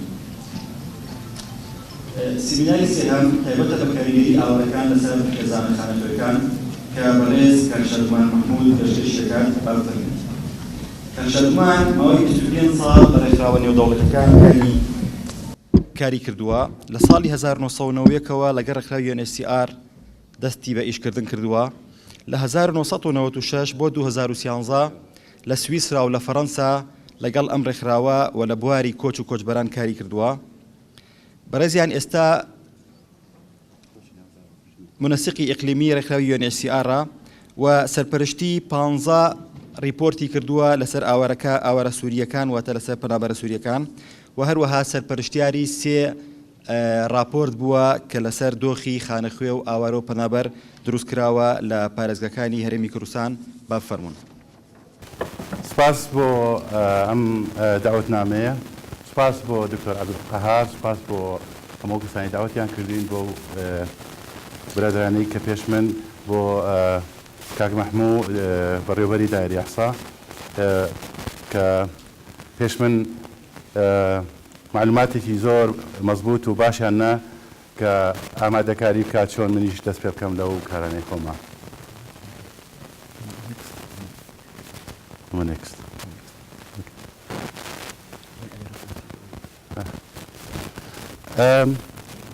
ئەم بەشەی من کە پێشکەشێکە وەکو کاک مەحموود باسی کرد هەوڵدانێکە چۆن تاوەکو ئێستا دەوری 4 ساڵە کە منەظەماتی UN و ئینتەرناشناڵەوانە کە ئیشەکەن زیاتر تەرکیزیان کردوتە سەر کامپەکان. کاک مەحموودی لە سا 20یان لە دەرەوەی لە ناو کامپەکانن لە سا 8یان لە ناو شارەکانان. بۆیە یەکێ لەو هەنگاوانەی وەکو لە ناونیشانەکەی بینن باسی دەرەوەی کامپەکانەکان تەقیرە هیوادارین بە UN و بە جیاتی حکومی بە تایبەتی وەزارەتی پلاندانان و ڕێگەی دایرەی ئەحسای هەموو شارەکانی کوردستانەوە ئەم تەقیرەمان ئامادە کردووە چۆن وەکو پێڵێن سیاسەتی ئیشکردن لەگەڵ ئاوارەکانە لە کامپەوە گوێزرێتەوە شفتێ بکرێ لە حاڵەتی تەواریەوە بۆ حاڵەتی درێژخایەن و پلاندانان بۆ ماوەی 4 ساڵی تر 5 ساڵی تر لەوانەیە 2 ساڵ بخایەنێ نازانین ئەم سێکتەوەمان دەرکردو یەکەم جار لە شاری هەولێر بوو حەزەکەم هەروە بەرگەکانیتان پیشان بم ئەگەر ئەو کتێبانشتان ویست تەوان لەسەر ئینتەرنێتەیە تەنیا ناونیشانەکەی بنووسن ئەوە ناونیشانەکەی سلێمانیە بەس هەمان ناونیشانیشمان بۆ هەولێر داناوە ئەمە کتێبی هەولێرە هەر کتێبیشان بە هەرسێ زمان هەیە و بۆ بەشی لغات زۆر باشە ئەگەر حەزکەن بە سێ زمانەکە عەرەبی و کوردی و انگلیزی بخوێنەوە هەمان کتێبمان لەسەر دۆهۆکیش دەرکردووە لەسەر ناوشاری دۆهۆک هەفتەی ڕابردوو ئەو کتێبمان پێشکەش کرد و هەمان کتێبیش لەسەر دەرەوەی کامپەکان لە سلێمانیە بە یارمەتی دایرەی ئەحسا ئەمە دەرکردووە ئەویش دیسان و باسی زمانە بۆ بەشی لغات ئەمە شتێکی زۆر باشە مەسەی تەرجمەکەی چۆن هەمان پەرەگراف بە ئینگلیزی هەیە بە عەرەبی بە کوردیش ئەمە من لە بەشی پێڵەن ئینفۆرمەیشن مەنیجمنتی شەکەم بەشی ئیداری معلومات لە یۆنسیاری کوردستان کە پشتگیریەکە بۆ بەشی تەنسیقی یۆنسیار لەگەڵ هەموو دەوایرەکانی تری وێن و لەگەڵ دەوایرە حکومیەکان جا ئەم کتێبە هیوادارین کە هەموو لایەک ئاگاداری ئەوە بێ کە زۆر داتا لە هەموو لایەکە وترێتەوەوانە ئەمە تەقریرێکە ئیتفاقی لەسەر کراوە ئامادە کراوە لەگەڵ جیهاتی حکومی هەموو یۆنەکان وەکویان بینی چەند یۆن بەشداری کردووە لە پشتی کتێبەکانە بۆ ئەوەی بەرنامەیەکی هەڵدەم بەرنامەیەکی درێژخایەندا بنێن و تەسکیات کۆکراوەتۆ دەواری حکومی دابنێن بەیەکەوە بۆ ساڵی 2007 و بەرنامەیەکی چی بکرێ ئەگەر ئەم مشکلە بێ ئێمە هەرچەند نامان لێناوە بە کوردیەکەی یا بە عەرەبیەکەی تەحەدی و فورسە وەکو ڕێکخراوی بڵێن ئینسانیەکان ئێمە کەلیماتی چاکە و خراپە تۆزی خۆمانی دوور لێ ڕاگرین ئاکو باشە ئەمانە لێرن خراپە لێرن لە هەمان کاتە ئێمە وەکو فرسەتێک بۆ هەموو لایەکەما بینین مەشاکلی هەیە تەحەدی هەیە چەلەنجی هەیە بەڵام وەکو فرسەتێکی بینی وەکو فرسەتیش لە هەنی لایەنەوە بۆ کۆمەلگای خانەخوێ و هەنێ لایەنەوە مەشاکلی هەیە هەمان کاتایت وەکو ژیان فرسەتی شەو و گرفتی شەو و زەرفەتی شەو مستانە بۆ ژیانی ئاوارەیش وەکو کاک مەحەموودی یانە کۆمەلگای خۆمان کەچوومان ئەمە زۆر لە بواری ئاوارەیە کە هەنێ جار بە بۆنەی هجرەتەوە زار فرسەتی مان بۆ ڕەخساوەمانە هێڵە گشتیەکانی ئەم پێشکەشکردنی ئەم دوو کتێبە کە دوێنێ لەگەڵ دەوایرەکانی UN و داوایرە حکومیەکانی پارێزگای سلێمانی با وجودی دەستەی ئاماری کوردستان و محافزیەتی سلێمانی هەمویان لێوە بوون کە پێشکەش کران وەکو بەرنامەیەکی کار بۆ ساڵی 2017 داهاتوو یەکێ لە شتە هەرە گرنگەکان ئەوەیە دەربارەی ئەم تەقیرە ینی بڵێن تازەگەری لەم تەقیرە ئەوەیە کە مەزەمەکانی تاوەکو ئێستا تەنیا لە حاڵەتی تەواریە ئیشیانە کردو وەکوتمان لەسەر کامپەکان بەڵام لە هەمان کاتیشە کە دراسەوشتیانە کرد تەنیا ئەتیباریان یان بۆ نازیحنەکان دانایان بۆ ئاوارەکان ئێمە لەم دراسەیە وەزعی هەموو نامان ناوە ئێریا بیست ئەپرۆچ شارێکمان وەرگرتووە چ دانیشتوانێکی تایە ئیتر تەنیا ئاوارەکانمان وەرنەگرتووە وەکو کۆمەلگای خانەخوێش بەشێکە لەم دراسەیە بۆیە هەموو دانیشتوانی شار بە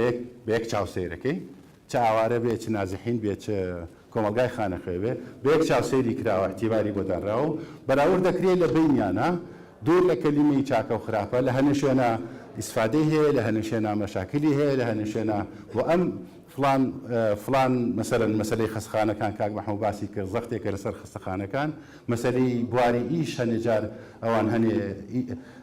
ئیشەکان ئێمە لە کۆمەلگای خانەخوێ لە بواری ترا ئیشەکە بەنسبەت ئێمەوە سەیری ناو شارەکەین بە پێم تەقیە سەیری ناو شارەکەین ئەزمەکە تەنیا نایبەستینەوە بڵین بە سەبەبی ئاوارەکان فڵان شت ڕوویەوە بەس بە سەبەبی ئەم وەزعە بە سەبەبی ئەم وەزعی کە بەسەر کوردستان و عێراق هاتەوەوانە چ مشکلەیەک بەسەر شار هاتووە بەسەر خەڵکەکان هاتووە یەکێ لەو کەسانە چ مشکلەیە بەسەر ئاوارەکان هاتووە بەسەر سووریەکان هاتووە بەسەر نازیحەکان هاتووە و بەسەر کۆمەلگای خانەخوێ چی هاتووە چ فرسەتێکی بۆ هاتووە چ مشکلێکی بۆ هاتووە بۆیە ئێمە وەکو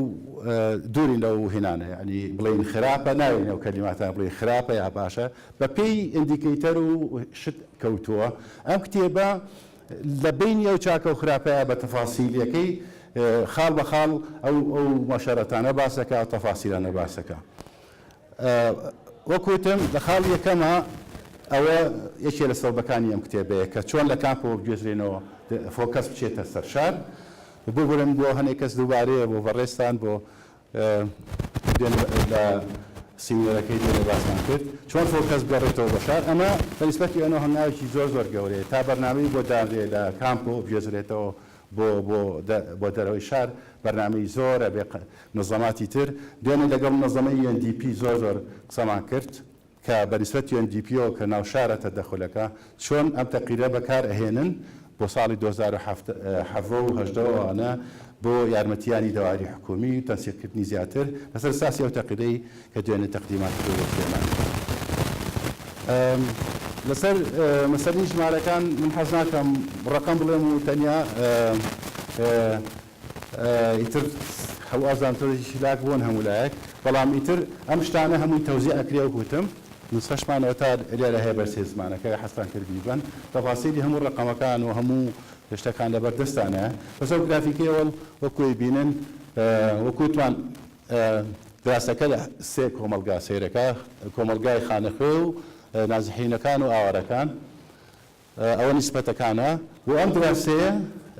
زیاتر تەرکیز دەکاتە سەر ئەو بەشەی کتاوکو ئێستا بڵێن بەشی زۆری نە و ئیهمال کراوە ئێستا بەنسبەت خەدەمات و بەنسبەت فۆکەس لەسەریانەوەوانە ئاوارە سووریەکان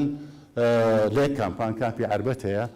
بەڵام باقێکی ناو شارەکانان بە تایبەتی ناو شاری سلێمانیە لە 75 ناو شارەکان نازحینەکانیش لە 1970 دراسەکە فۆکەسەکە یعنی ئەو تەسکیاتانی ئێمەیکەین ئەو سەبەی دراسەیەمان حاضر کردووە چۆن فۆکەس بکرێت لەسەر ئەو لایەنە ئەو لایەنەی کە تاوەکو ئێستا فۆکەسی لەسەر نەکراوە کە لەوانەیە مەشاکلی برادەرێک باسی مەشاکلی مستەقبەلیە کرد مەشاکلی مستەقبەلی چۆن خۆمانی بۆ ئامادە بکەین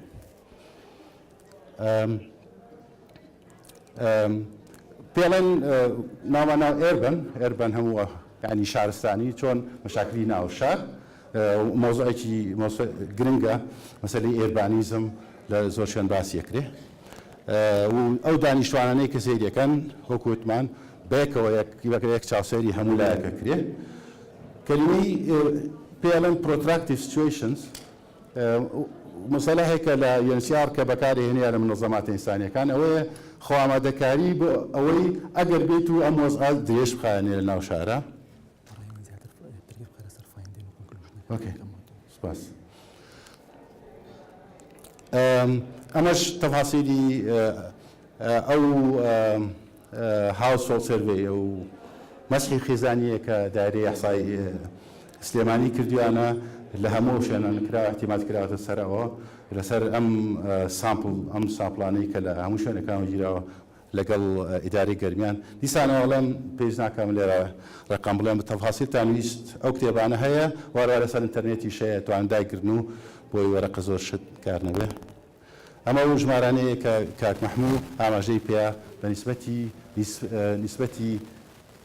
ئێمە دامە بیستین زۆر هاتوون زۆر زیایان کردووە زۆر شتانە ئەمجە دۆلەت تەفاسیلێکی سەریعەیە لەکوێ نیسبەی دانیشتوانەکە زیاد زیایی کردووە یا کەم زیایی کردووە کاک مەحموود باسی کەلاری کرد کە لە 150 دانیشتوانەکەی زیایی کردووە تەنیا شارێکی سەریعمان ناوە لێرە ئەمەش تەفاسیلێ چۆن ئامادە کراوە یەکێ لەوانەی ئەمە تەقیرە زیاکاتەوە بڵین ئەمانەی ئیزافەیکەین ئەوەیە بێزگە لە سەرژمێرێک هاوسۆڵ ئەو پرسیارانەی کە کراوە 80 پرسیارمان تەوزیع کردووە و 80 پرسیار لە 1200 خێزان کراوە بێزگە لەوە ئێمە مقابلەی خەڵکمان زۆر کردووە منظەمی یونیسیا بەشێکەیە پێڵێن فۆکس گروپ دیسکشن لەگەڵ جەماعەت کۆبنەوە و قسەیان لەگەڵاکەن و معلومات کۆکەنەوە وەکو بۆی بڵێ ڕێی خەڵکیش وەرگری ئاوارەکان و کۆمەلگای خانەخوێ و ئایدیپیۆوانە هەروەها طبعاً یارمەتی منظەمەی CDO و JCC لە محافزەتی سلێمانیەوە و ئەو دراساتانی تاوەکو ئێستا هەبووە ئەوانەشمان بەکارهێناوە.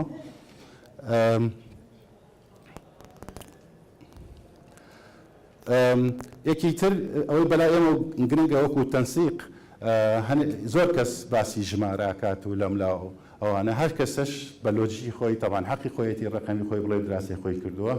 ئێمە ویستمان شتێکی وا بکەین کە هیچ نەبێ شتێکی ساکار بێ بەسیط بێ بەڵام ئیتفاقی لەسەر کرابێ لەلایەن هەموو لایەنەکەوە بۆی بەرنامەیەک هەمویان بێکەوە لەسەر هەمان بەرنامە بڕۆن. لە ناوی ئەمە شتێکیان هەیە پێڵێن کەپاسیتی بیلدینگ کە مۆزەفێک لێوەیەت و کەپاسیتی بۆیە دروستکاتەوەوانە ئێمە حەزمان کرد بە بۆنێن تەجروبەیە لەگەڵ دایرەی ئاسا و لەگەڵ داواری حکومی کە هیچمان کرد هەستمان کرد دایری وێن زۆر معلومات زیاتر وەرەگرێ لە معلوماتی باش وەرەگرێ لە کۆمەلگای لەو داوایرانی ئێرەوە وی حەزەکەین پێ بڵێن کەپاسیتی شێری یعنی بەشداری توانەکان بەشداریکردنی توانەکان بۆ بەرهەمێنانیان کتێبە. طبعاً خەڵک زۆر کەس پێمانەڵێ ئێوە خەریکی چین خەڵک برسیە و پەلەیەتی و لە وەزعی داعش و ئیمەرجەنسی و تەواریە و شتانەیە کەی کاتی دراسەیەوەمانە ئێمە دەڵێن دەبەرەوە مەشغوڵنەوە ئێمە ئەبێ مەجموعەیەکیش کەس هەبێ معلوماتان بۆ ئامادە بکات و ئیشی پێ بکەن. ئەم دراسەیەش لەلایەن منظەمەی ئیدفیت لە بەریتانیاوە کۆمەلگانی خەڵکی بەریتانی ئەوان فەندیان کردووە بۆ HCR و بۆ دایری ئەحسا. بابەتەکانیش دکتۆر پێشبینیش باسی کرد و کاک محموود باسی کرد بابەتانە ئیتر دیمۆگرافیە تەربیە ئیش و ئیشوکارە خانوو و خانوبەرێ چۆنێتی ئیشگەڕان بەردواییشە چۆنێتی جێگۆڕچێ لە شارێکەوە بۆ شایەتر لە گەڕەشێکەوە بۆ گەڕەشێکی تر ئەو شتانە باس کراوە لە تەفاسیلە. کاک محەممەد لێ کردم کە زیاتر بچینە سەر بەشی دەرەنجامەکانی ئەم دراسەیە لە ئەم بەشەیە تەمەنەوەیشێکە لە مەکتەبەکانی سلێمانی مەکتەبی شۆڕش کە کۆمەلگای نازیحین بەکارهێنن بۆ چون بۆ مەکتەب هەموو نمونەی لە ڕۆسمانەوان تەقیرەکەەوە وەکو دەرەنجامەکان ئێمە دوو خەت یەکەمان لێرە نووسیوە و کو دەرەنجامی ئیشەی دەرەنجامەکان هەڵمابژاردۆ لێرەیە دەرەنجامی زۆری تایە بەڵام بۆ کورتەیەک لێرەیە دەرەنجامێکمان یا دوام نووسی و لە خواریشەوە بڵێن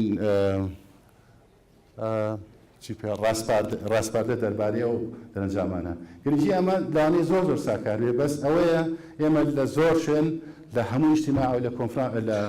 کۆبوونەوەی تراوە لە هەموو نەظەماتە هەمان شتیان لەبەردەستە ئەزانن کەم شتانە گرنگە و بەکاری هەیە هەموو لایەک وەکو بڵێ ئەم زانیاریانە ئەبێتە مایەی ئەوەی پێکەوە ئیشکردن و هەماهەنگی ئیشکردن بەیەکەوە ئەوەی چێکە لە ئامانجەکان. یەکێ بەگشتی ئەو کەسانی کە جوابیان ناوەتەوە بۆ ئەم دراسەیە لە نازیحینەکان و پارەی پێوە نازیحەکان و لاجیێنەکان سووریەکان پێوان لاجیەکان ئەوەیە هەر هەمویان بەگشتی هەست بە ئامانەتەکان بە وەزەی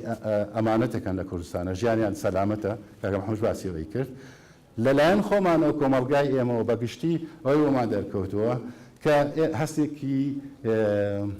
نامتمانەی هەیە لە ناو کۆمەلگای ئێمەیە بەرامبەر ئەوان ئەو هەستەی تر تەفاسیلی زۆر باس کراوە لە چەندەها مقابلە شت کرا و نمونەی هەیە جا لە بینی ئەم بڵێن ئەم عیلاقی ئەم دوانەیە ئێمە لەو مشکلەیە لەو دوو فایدەنگەمان هەیە چ تەوسیاتێکمان هەیە بۆ منەظەماتەکان بۆ داواری حکومی بۆ هەموو منەظەماتەکانی وێن ئەو تەوسیاتانە ئەوەی نمونەی یەکەمیانە زیاتر تەفاعل بکرێت لە بینی کۆمەلگاکانە و شوێنی چالاکی زیاتر بکرێتەوە بۆ لە بینی بۆ نمونە ئەماوەی پرۆژەیەک یەکێ لەو منەظەماتانەی ئەمەی خوێن بۆ مسودەکەیمان بۆ ناوتر بوو پرۆژەیەکی کردووە لە هەولێر و دۆک و سلێمانیش کە چۆن مەجموعەیە گەنج بگرێت و بۆ پاکردنەوەی باخەکانەوەوانە هەم لە نازەحین بێ هەم لە سووریەکانیش بێ هەم لە کۆمەلگای خانەخوێ وازام نظامی جایزێ شتێکی وا کردبوو دەستی پێ کردووە لەو جۆرە پرۆژانە هەروەها مناقەشەکردن لەگەڵ ئەو خەڵکی ناوگەڕەکەکانە لەگەڵ مختارەکانە لەگەڵ ئەو شوێنانەی خانوێن بەکرێ منظەماتی ئێن و دەواری حکومی بەیەکەوە بچنە تەفاسیلی زیاترەوە بەنسبەت سەرچاوەی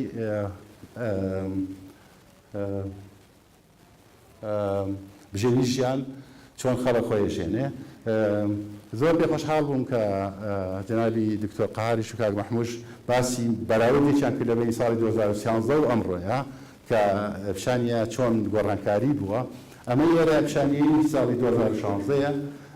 ئەم تەقریرە ئێستا دەرچووە و بەراوردێکە لە بینی کۆمەلگای خانەخوێ و نازەحینەکان و سووریەکانە یەکێ لەوانەی ئێمە کە زۆر بە گرنگی ئەبین لە هەرچێک کۆمەلگاکە هەرچیان لە یەک کاتە کە لە مۆزعەیە لەم شارە بەیەکەواژین ئەوەیە نسبەتی قەرزارباری بۆ هەموو لایەک بەرز بۆتەوە نسبەتی قەرزارباریش هەمومان نزانین کە سەرچاوەیەکی سستینەبڵ سەرچاوەیەکی ئەوە نییە تو احتیمادی بکەی سەرهەتاهتایە وەکو سەرچاوی هین جا ئەمە لایەنی هی نەگەێنێ لایەنی فەقیری یان بەرەو مستەسعەبوون ڤەڵنەرەبڵتی ڕۆشتنە و ئەگەر بێت و لە کۆمەلگای خانەخوێ عەدەدەکەی کەم بێت مەسەن بڵێن لە ساعت 3 لە ساعت 4 بێ بەڵام بە نیسبەتی ئەو 2 ملیۆنەی کاک مەحموود باسی کرد زۆر زیاترە ئەو کەسانەی کە لە کۆمەلگای خانەخوێ خۆیان قەرزەکەن زیاترە لە نازەحینەکانیش و لە ئاوارە سووریەکانیش ئەمە زۆر گرنگە کە لە تەقریرێکی یانە کە تاوکو ئێستا تەنیا دووبارەیەکەمە قسەیە بۆ ئێمە زۆر گرنگە تەنیا تەرکیزیان کردووە سەر ئاوارەکان و نازەحینەکان کە چۆن ئاگاداری کۆمەلگای خانەخوێش بن کە لە شوێنێکی بەتاڵا ناژین ئەو کەسانێکی لێرە هاتوون ئاگادارین ئەم کۆمەڵە چۆن ڕوبەڕووی ئەو مشکلانە نابێتەوە باسی وەکو ڕاستپاردە بۆ ئەم جۆرە حەلانە خۆمان هەمومان بواری گشتی و داوای حکومی زانین کە چەند بە بۆنی ئەم وەزع مالیەوە ئەزمەی بەسەرا هاتووە لەبەرەوە تەسکی ئێمە کاک دکتۆریش باسی کرد پێ لە سەرەتاوە باسی زیاتر احتیمامدان بە بواری تایبەت هەروەها کەمتر احتیمادکردنە سەر سێکتەری گشتی و تەژێکردنی مایکرۆفاینانس پرۆجێکتس یعنی پرۆژەی پشکۆلە بۆ نمونە ئیتر لە پرایڤێت بێ داهشەری تر بێ یان نەزەمات تەدەخولکەن بۆی $1000 $2000 بەر بە عایلێکی فەقیر تا خۆی ئەگرێت و ئەم شتانە هەروەها ئەو دوکانی پشکۆلە ئەمانە لە هەموو وڵاتێکی هەیە کە ئەزان کە خەڵکێک زۆر ئەمێنێتەوە دوکانی پشکۆلە یا بە شاراکە دەبێنی سووری و ئەمانەیە تەنیا بەس کرێکار نەبن و عەقدیان نەبێت و ئەم شتانە ئەمە ئەمە جێدۆرێکی زۆر ساکارە بەس بەنسبەت ئێمەوە تەبعاً ئەمانە هەمووی دەیتەڕیسی گەورەی لە پشتەوەیە زۆر ساکارە و بەڵام هیوادارم ئەگەر پێویستە حەستان کردم پریزنتیشنە دوایێرە بەجێهێڵن بۆ قوتابیەکان بە هەروەها لایەن بێ ساکارە بەڵام ئێمە حەستەکەین معلوماتی باشی تایە بەراوردێکە لە بینی کۆمەلگای خانەخوێ و نازەحینەکان و ئاوارەکانە ئەو شتانی پێشووتر بینیمان تەنیا بەعام بوو ئەمە بەراوردێکە لە بینیانە کە چەند پارە سەرفەکەن ئەمڕۆ و ئەو مەسرفیاتانە چەنی بۆ خواردنە بێت چەنی بۆ کرێ چەنی بۆ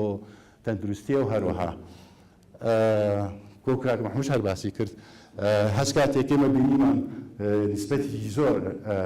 پارە کادرێ بە کرێ و بە خواردن ئەوە یەکێکە لە ئیندیکەتەرەکانی بەڕاستی فەقیربوونی ئەو شەریحەی کۆمەڵایەتیە لە هەفتامان وەزان باس کردو بۆ کادرێ بە خواردن و بە کرێ لە لای ئاوارە سووریەکان و لای نازەحینەکان یەکێک لە دەرەنجامەکانی تر کە بینیمانە دەربارەی خانوبەرە ئیخلاکردن یعنی لەبەرەوەی پارەی کریان نییە کە دەرەکرێن بەشتانە وەزی خانوو چۆنە بەگشتی لەم سێ کۆمەلگایی کە لەم شارە هەژین ئەبینید کۆمەلگای خۆمان ینی کۆمەلگای خانەخوێ زۆربیان خانیان هەیە چل ناوشار بێ لە کەلارکفری بێ یا لە قەزاو ناحیەکان بێت زۆربیان سا 69 لە کەلارکفری لە سانەوە 4 خەڵکی خانەخوێ خانی هەیە ئەوکانی تر نسبەتی کرێ چەند کەمە لە کۆمەلگای خانەخوێ بەگشتی بەڵام کە سەیری نازحین و ئاوارە سووریەکانەکەی تەماشاکەین لە سانەوە حەوت تقریبا بڵین لە ساسەیان هەمویان لەکریان دەهۆک بووین هەفتەی ڕابردەوەمان پێشکەش کرد باسی واکرا خەریکە نازحەکان وردەوە خەریکە دەست پێ کە نەگەڕێنەوە و دەخلی خەریکە خانۆمی تر هەرزانە بێت و دەستی لە کاتی اقتصادی دهۆک زعیفە بێ ئەوە هەروە بۆ جوابێک بۆ کەسانەی کاڵێن تەنیا زەختن و یعنی مەسەلەی فرسەتیشە هەنێ جار بۆ کۆمەلگای خانەخوێش کاوان لێرن بۆ مەسەلەی مەصرفیاتی مەتاعیم وانە یعنی نانیشە خۆن کرێشێنەوە شتانە تەنیا ناچن بۆ خزخانەوە بەستەوە بنسبەت ئاوارە سووریەکان ئەوانیش تقریبا لە ساسەیان خانویان گرتووە بەکرێ ئەوانی ناو شاران بەسی تر تەفاسیلەکانی تر بۆ دوای بەجێ ڕێنەگەریەکێک زیاتر ویستی خوێنێتەوە تەسکێمان بۆ ئەو حاڵەتە ئەوەیە کە چۆن خانووی هەرزان یان سیستمێکدا بدرێ یان ئیتفاقی لەسەر کرێ لای نظاماتەوە بۆ کەسانەی لە خانوو دەرەکرێن چۆن یارمەتیان بدرێ بەنامەیەک بەڕێوە ناوی ناباسیەکەن پێڵێن کاش فۆر ئەسیستەنس ئەو بەرنامەیە چۆن ئەو نظاماتانەی لێ بەرنامایشەکان بێکەوە تەسیقکەن بە تایبەتی بۆ عایلە مستەزیفەکان حتا لە کۆمەلگای خانەخوێش یارمەتیان بدرێ بۆ مەسەلەی بۆی دەرنەکرێن لە خانەکانیان یەکێ لە دەربارەی ئیش لە ناو ئەوە زۆر باسەکرێ بەراوردێکی سەریعمان کردووە لە بینەوە سێ کۆمەلگای کە لەم شارەیە دیسان چۆن ناو کۆمەلگای خۆمانە پیاو لە سا 71 ئیشەکات ئیشی هەیە ئافرەتەکان لە سا 14 لەلایەن نازیحینەکان لە سا 57یان ئیشیان هەیە ترایەکم ئاش لێەوە هەیە دیان لێرە ئیشەکە نەوشتانە هەموو یەکرێتەوە لە سا 8یان سووریەکان ئەمە بەنسبەت وێنەوە زۆر کرێنکە بە تایبەتی ئێچیارەوە کە لەگەڵ ئاوارە سووریەکانی ئیشەکان ئەڵێن هەمویان هاتون ئیشەکەن حەزەکەم لێیان نوکتەیەکی بەسیط گێڕمەوە لە سویسرا دەربارەی ئاوارەکانی سویسرایان کرد ئەو کەسانەی کاڵێن یەن هاتون نانی ئێمە خۆن ئەومیان بە زەلامی بەژنەبی وتبوو ئەژنەبیەکان هاتون نانی ئێمە خۆن نانی ئێمە خۆن ئەو کابرایی لەو دێ نانی دروستە کرد ئەژنەبیەک بوو نانی بۆ یعنی نانەوەچی دێکە ئەژنەبیەک بوو وەکو زۆربەی سووریەکان لێرە نان دروستەکەن بلاسەوە ئەو کابرای ویستەوە کە ئەژنەبیەکە نانیوانە خۆن دێکەی بەجێ هێشت داناوەخانەکەی داخست دوای دێکە هەموو بێنان بوو لەبەر ئەژنەبیەکە ڕۆیشت ئەوە وەکو ئێمە لە ڕێکخراوی مافی مرۆڤ ئەو شتانی شەکەین ئەو جۆرە نکاتانە و جۆرە شتانە بەلایەوە زۆر گرنگە کە بڵین کە بۆمان دەرکەوتە سووریەکان هەمویان لە سا 78 ئیشەکەن کەواتە زەرەرێکی ئەوتیان نییە ینی هەتوانین بڵین زەرەرێکی ئەوتیان نییە بەڵکو خزمەتەکەن نان بۆ ئێمە دروستەکەن یعنی نان دروستەکەن لە ئەو شوێنانەی ئێمە ئۆتای بینی چەنەها شوێنی سووری کراوەتەوە یەکێ لە دەرەنجامەکانی تر کە دەستمان کەوتووە دەربارەی مستەضعەفینە ئیتر چ لە ئاوارە بێ لە نازحین بێ لە کۆمەلگای خۆمان بێ مستەضعەفین یەکێ لەو مەشەتانەی کە دۆزیماتەوە بۆی ئەوەیە خێزانێکە ئایەک و ئەگەر دوو کەس ئەحتیمال مەدخەلی دەخلی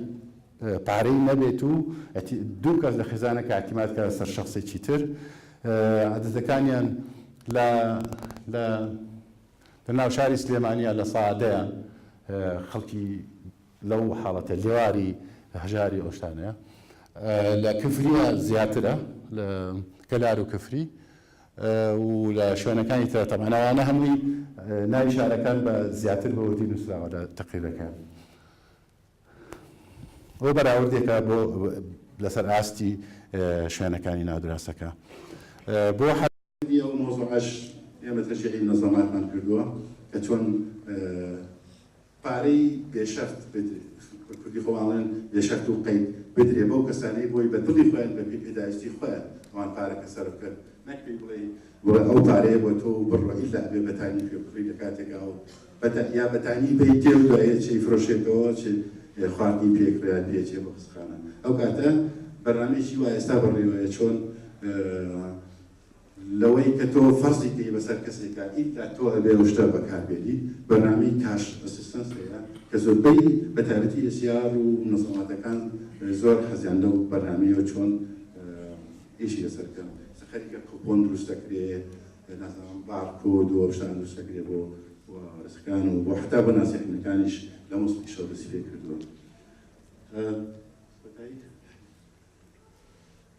ئەمەش دەربارەی تەربیەیە کە حاڵەتی نۆرماڵە بەڵام کاتەکەی کۆتایی بێتەوە بەس بڵیان ئەو کەسانەی کە بەڕاستی زۆر حەز دەکەن ئەم کتێبانە بخوێنەوە تەفاسیلی زیاتر بزانن هەموو کتێبەکان لەبەردەستە خینە سەر ئینتەرنێت و دیتەبەیسەکەش دایرەی قسای سلێمانی ئەتوانێت بەشداری بکات و بەتابنێریەک بۆ بەحسینی تازە بۆی کتێبی تازە لەسەر هەمان دیتەبەیس دروست بکە ئەتوانن توانین پێشکەشی جامعەی بکەینەوە دیتەبەیسانە و قوتایشەوە ئەمە مەسەلەی گەڕانەوەیە بەرنامەش بۆ گەڕانەوە باسی ئەو کرا خەڵکی بەقا زیاتر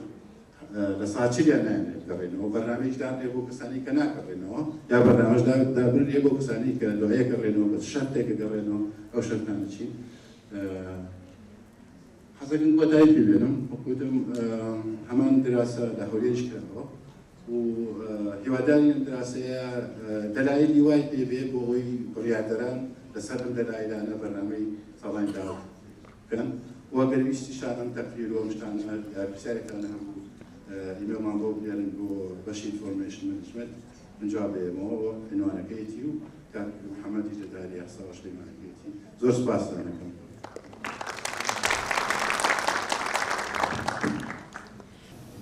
نفس اللحظة الأستاذ محمود كمان بس اللي احنا نريد في الواقع الحالي شنو هو المعالجات؟ يعني صحيح احنا ما مهتمين بالسياحة ما مهتمين بالزراعة عندنا هواية نواقص على سوء التخطيط السابق عدم نظرتنا إلى التخطيط الاستراتيجي للسنوات القادمة من الكابينة الأولى ولحد الكابينة الحالية. هسه حاليا المجتمع جاي يعيش حالة سلبية وحالة مأساوية وخاصة إلى شبهات الشارع وين واصلة. كيف يكون المعالجة؟ يعني المعالجة الآنية اللي ترضي المواطن وبنفس اللحظة في إمكانيات حكومة الإقليم إجراءها سواء على مستوى حكومة الإقليم وعلى مستوى الحكومات المحلية. وأنا كشخصيا كإداري ما مقتنع باللامركزية اللي يقوم بها في بعض وسائل الإعلام أنه اللامركزية. حضرتك سيدي العارفين أنه اللامركزية عندها شروطها الخاصة وفي الوقت الحاضر ما نقدر نحقق اللامركزية. فنسبة لك محمود شواب طبعا نسبة شركة في السداد يعني براسي يجمل بيتي أو رقمين يوم يعني صراحة بس ملاحظنا كان داتا ما دزنا في بواقعية للسد كشت كاد اسمعنا في واقع البلد بعض الرقم هيك تذكر حتى لبيني راحوا كثير مريض شو دكتور سعيشة جوازي فيه أو جوازين تيجي شيء ماشي زوري لما قوموا كل شركة سوا أما قرنوا هو تقارير أو بلاي كديرها تقارير الأمم المتحدة اعتماد نسبة تقارير الأمم المتحدة للتواصل فرابورتي كي أكتيفي مامية وشي دائري أعمال وزارة بلان دانان للصالة لصالة كان بس يعني كابينة كان بودجيتي كان نكتب وأم شيء كحيس حاليا كشكال مع حمول دواء أعماله دارو انتخابات ودارو سياسية ودارو عاموية ورا جناب السردان كيك باوشتا دمي لخوبا يما وكو إحصاء براستي أويك أيش بشاني داهي إما داما نبي أو لقماني دكتور كداما في سمنا قشرنا قلاك داري إحصاء وري قلتوا بلان قلين لي هيك لحد يشتا وكو خوي داينا بزانو ما ئێمە وەکو ئەحسا ڕقەمە کە تۆ ئیدەی ئەبێ وەکو خۆی تەفعیلیکەی بەعکسەوە ئەوەی کە ئێمە ئیشمان کردو بەقەت هەموو زانکۆکانی هەرێمی کوردستان ئێمە توێژینەوەی دراساتمان کردو وەرە مەکتەب بەڵێ لە دایری زراعە کردن چون داوای ڕقام لێکردن ڕقامی بۆ نووسین پاسکیل ئەوە نەهەیە لە سێوانی کە پاسکیل ژماری پاسکیل لەو ساڵانە ساڵی 2011 یعنی احتمال ئەرقام ناڵی نییە ساڵانە 4 جارە چینە لای جوتیارەکان 4 ئەحسایشی تویمان هەیە سەیفیمان هەیە بەساتینمان هەیە تەکلیفی تاجمان هەیە غلەمان هەیە پێویستەکان ئەوەی تۆ جەنابەت ئەتەوێت لە وەرە بە نەشرات هەمانە من نێرم بۆ زانکۆ نێرم بۆ کولیەکان بەڵام خەنە سەرڕەف یاخو زۆر جارە چم دووبارەیەکەمەوە ئەڵێ مامۆساکان بردویانە و نەیان هێناوەتەوە یاخو تەڵەبە ئیباو ناهێنێتەوە بەعکسەوە جەنابەت هەر ڕۆژێ دێ بۆ داری ئەحسای من وەرە بە باوش ئەدەنێ نەک یەک و دوام ئەرقامانی کە لە وسایل هێنامە بڵاو دێتەوە کە خەڵک چاواشە بێت پێوەی لە وەسیلی هێنام و وەسیلی هێنام ئێمە هەموو جار ڕۆڵی ئێوە چی بووە مەسەکاڵی داهاتی سلێمانی ئەتوانێت بەشی موچەی سلێمانی بکات داهاتی باشمام لە داهاتی ئیبراهیم خەلیل زیاتر ئایا ئەو داهاتانتان لا هەیە ئەوانەمان پێکراوە ئەڵێن گوێ لە ئێمە بگرن گوێ لە خەڵکی تر مەگرن بەڵام دەنگی ئەوان زڵالترە هەموو شتێکمان لا هەیە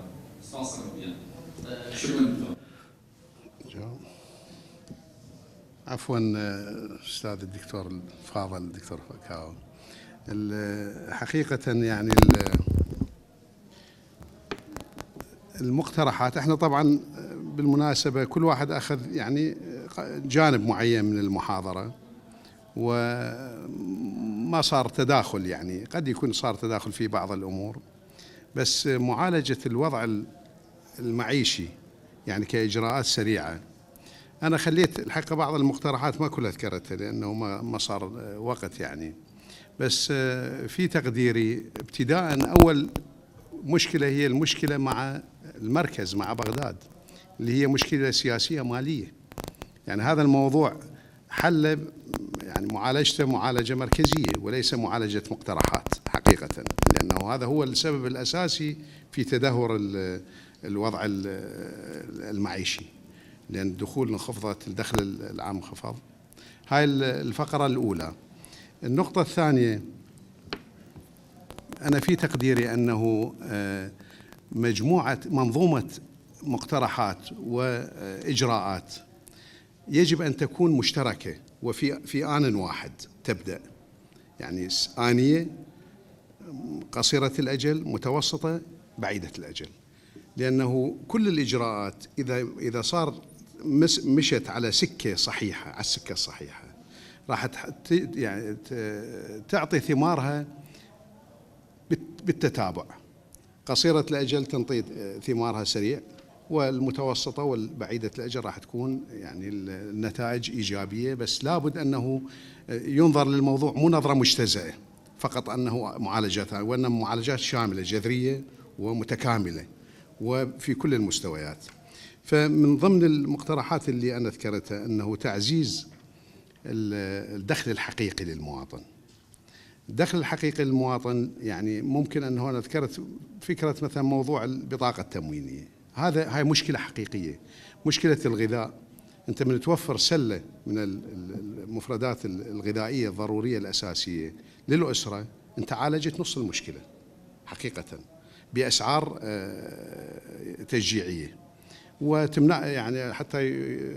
موضوع أي استغلال بالسوق أو كذا يكونون هم بمنع عنه. النقطة الأخرى أكو مقترح أنا عندي ما صار مجال أنه أذكره للموظفين. دولة شنو عندها؟ الحكومة شنو عندها؟ الحكومة عندها موارد وعندها ممتلكات.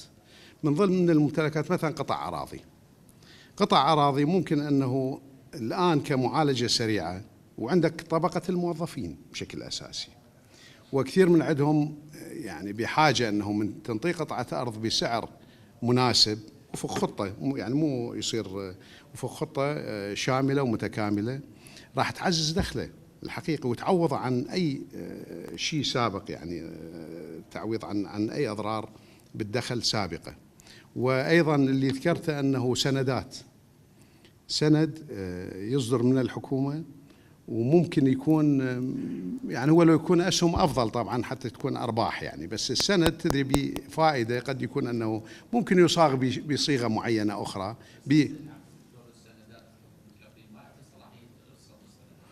ممكن محلية ممكن محلية، سندات محلية ممكن دكتور، سندات محلية ممكن، سندات محلية ممكن ما بها أي إشكال قانوني إطلاقا، سندات محلية ويصير بذمة الحكومة، يعني هذا السند هو دين من المواطن بذمة الحكومة يسدد بالآجل، بس هذا راح يطمن المواطن أنه أنت ممكن يصير صندوق معين بأرباح أو شيء معين كأنما هو حاط مال في المصرف أو كذا يعني بنوع من فهي مجموعة مقترحات ممكن، بس أنا بتقديري أنه موضوع لأن هو شنو المشكلة؟ أنت عندك إيرادات لازم تزيد الإيرادات، إذا ما تزيد الإيرادات ما تقدر تعالج المشكلة إطلاقا. الإيرادات أولا من بغداد هاي مشكلة، والإيرادات أنت عندك استثمارات، عندك أنت بالواقع أنا هاي الموضوع متوسط وطويل الأجل، عندك بيئة استثمارية ملائمة جدا في كردستان، يعني عندك السياحة لو تتفعل وتتنشط تصير من أرقى المناطق السياحية عفوا في العالم حقيقة، وممكن تجيك شركات سياحية أجنبية عالمية تجي تستثمر ل20 سنة والإيراد خلي يكونها راح تفعل وتصير فرص عمل كثيرة. أيضا مثل ما ذكرت أنه في موضوع الزراعة، موضوع الزراعة أيضا احنا هسه اكو هجرة من الزراعة إلى المدينة، هجرة كبيرة واسعة يعني متروكة، أراضي صالحة من تقيس الأراضي الصالحة للزراعة في كردستان بالقياس إلى الأراضي المستثمرة فعلا جاب كبير جدا. فشلون أنت تعيد الموضوع؟ هاي راد لها مجموعة إجراءات تشجع المزارعين العودة حتى يستثمروا وخبرته يستفاد منها، وممكن أنه يحقق لنا إنتاج كبير. وموضوع أيضا الوحدات الاقتصادية العائلية هاي جدا مهمة. كل ما هنالك أنه الآن أكو حتى بالسليمانية أنا عندي معلومات يعني أكو منظمة دولية تشتغل بهالمجال، أنه تشجع تنطي قروض وتنطي بعض المساعدات اللي يقدمون طلبات أنه يردون ينشؤون وحدة اقتصادية صغيرة عائلية يعني استثمارية، استثمار العائلي الصغير. فهذا ممكن أنه حتى الموظف يشتغل في مجال معين يعني أي مجال، بس يشجع الدولة لازم يصير هذه. أما غير إجراءات ماكو إجراءات سحرية يعني تعالج الموضوع، تعرف حضرتك أنت سيد العارفين يعني ماكو غير هاي الإجراءات أنه تضغط النفقات ترشد الاستهلاك، وهو أساسا الاستهلاك الآن مرشد يعني حقيقة لأن ماكو دخل، وبنفس الوقت أنه شلون أنه تنعش الاقتصاد يعني هذا الركود الآن الركود الكساد الموجود شلون تغيره حتى بحيث أنه توازن بين العرض العام والطلب العام على السلع والخدمات مع رفع مستوى إنتاج السلع والخدمات حتى يصير توازن ويصير الأسعار يعني ويتنشط الاقتصاد. شكرا جزيلا. الجواب بسيارة برزي ما مصاي برزي إمكو إحصاء كجناب الماسي مؤشرات إحصائية كل أقرب برزي روجك الروجان سرداني كيان داير كري وما بما نخش خوێندکارەکان كان زور دين خوێندکار وبدوايا ويكا برنامج مثلا ماجستير ودكتوراه من زيادة سياسة وشخص خوێندکار من إما لسر مصادري إما ومعلوماتي إما ماجستير ودكتوراه عندنا بەڵام پێم سەیرە بۆ مامۆستاکان نایە بۆ زانکۆکان نایە بۆ مانوبات نایە ئێمە لە هەموو بوارەکانە بە ساڵی 2000 بەڕاستی تەمان مؤشراتی ئەحساییمان نەبوو فەقیر بوو لە 12 مۆزەفی پیرۆکەکە لەو دایرە بوو 34 مێزی ئاسن $2 شەڕ یەک مؤشری ئەحساییمان نەبوو دەستمان پێکرد ئەو دەستپێکردنە بەڕاستی کە دەستمان پێکرد سەر دەریایەک لە مؤشراتی ئەحساییمان هەیە چەندین مەکتەبەمان هەیە 34 سێڤەرمان پڕە لە معلومات لە هەموو بوارەکانە لە بواری دیموگرافیەوە دانیشتووانە و بواری کشت و کاڵی و بواری ئابووری هەر هەموو نرخ و بایەکان و هەڵاوسان و بواری پیشەسازی بواری ئەوەی کە تۆ بە خێڵ تا دێ ئەوەی لە بینی ئەرز و ئاسپاگایە بێمە توێژینە و دراساتی لەکەین ئێمە 4 ساڵ جارێک بۆ نمونە لەگەڵ باقی نێودوڵەتیە لە ساڵی 2007ەوە ئێمە ئەحساسەکەین باری کۆمەڵایەتی ئابووری خێزانەکان 1 ساڵ لەگەڵ خێزانەکان ئاڕێن نەشرەکانمان لە 1000 لاپەڕە کەمتر نییە لە جەداول و ئەرقام و نیشاندەری ئاماری لەسەر 26 تەوەر کە تۆ سێری ئەوە ئەەکەی ئێمە بەراورد دەکەین بینی ئەو 4 ساڵە لە بواری ئابووری کۆمەڵایەتی خێزانەکانە ئێمە پلانی استراتیجیمان هەیە من خۆم ئەندامی لیژنەی باڵای استراتیژی کەمکردنەوەی نەبوونیەکانم لە عێراق و ئێمە لە نەتیجەی ئەوەی کە ئێمە ئەو مەسحە گەورە و بەرفراوانەمان کرد کە ناوم ناوە دایکی مەسحەکان لێوا توانیمان لە 2009 هێڵی هەژاری لە عێراقا دابنین کە نەبوو و لە هێڵی هەژارێکا کە دەرکەوت لە 126 دانیشتوانی عێراق لەژێر هێڵی نەبوونیە و هەر تاکێکی ناتوانێ 7,000 دینار خەرجکا و هەرێم 4.7 دانیشتوانی لەژێر هێڵی هەژاریەوەیە سلێمانی دەرکەوت لە 130 دانیشتوانی لەژێر هێڵی هەژاریەوەیە پلانی استراتیژیماندانا 4 ساڵە چۆن نەتوانی ئەم نەبوونیانە زیاتر کەم بکەیتەوە و ئێمە لە 6 مەحسەڵەی ڕئیسی هەیە کە بۆ کەمکردنەوەی نەبوونیەکان لەسەر ئەرقام و نیشاندەری ئاماری ئێمە ئیشمانە سەر کردووە یەک ئەوەیە کە تۆ داهاتی ئیشکەرەکان زیادکەی بێکارمان زۆر کەم و بەڵام ئیشەکان داهاتیان کەمە بۆ تایبەتی لە گوندنشینەکانە کە مەعزەمی هەژارەکانمان لە گوندنشینایە نەک لە شارنشین دوو تۆ بەرنامە دانەی لە پلانی استراتیژیەکەتا کە ئەو هەژارانە تەسقیف بکەی ڕۆشنبینیان زیادکەی خوێنەواریان زیادکەی بۆی لە هەژاری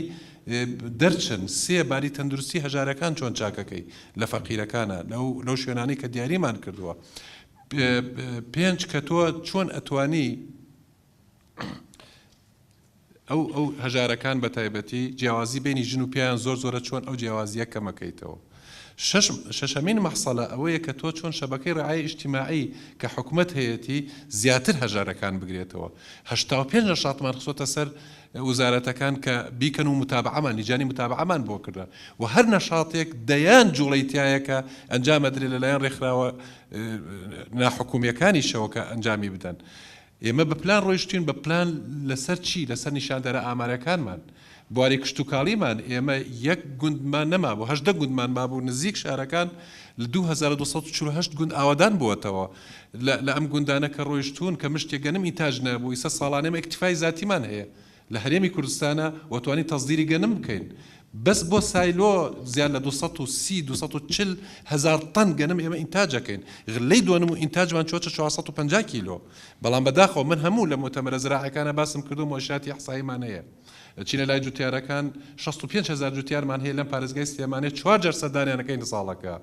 مە تەکلیفەی ئینتاجیان نەکەین یعنی تەکلیفەی ئینتاجەکەیان بڕات هەبێ زۆر جار هەیە جوتیار ئەگەر حکوومەت دەستیان نەگرێ لە دووەنمێکە $10 زەرەرەکەن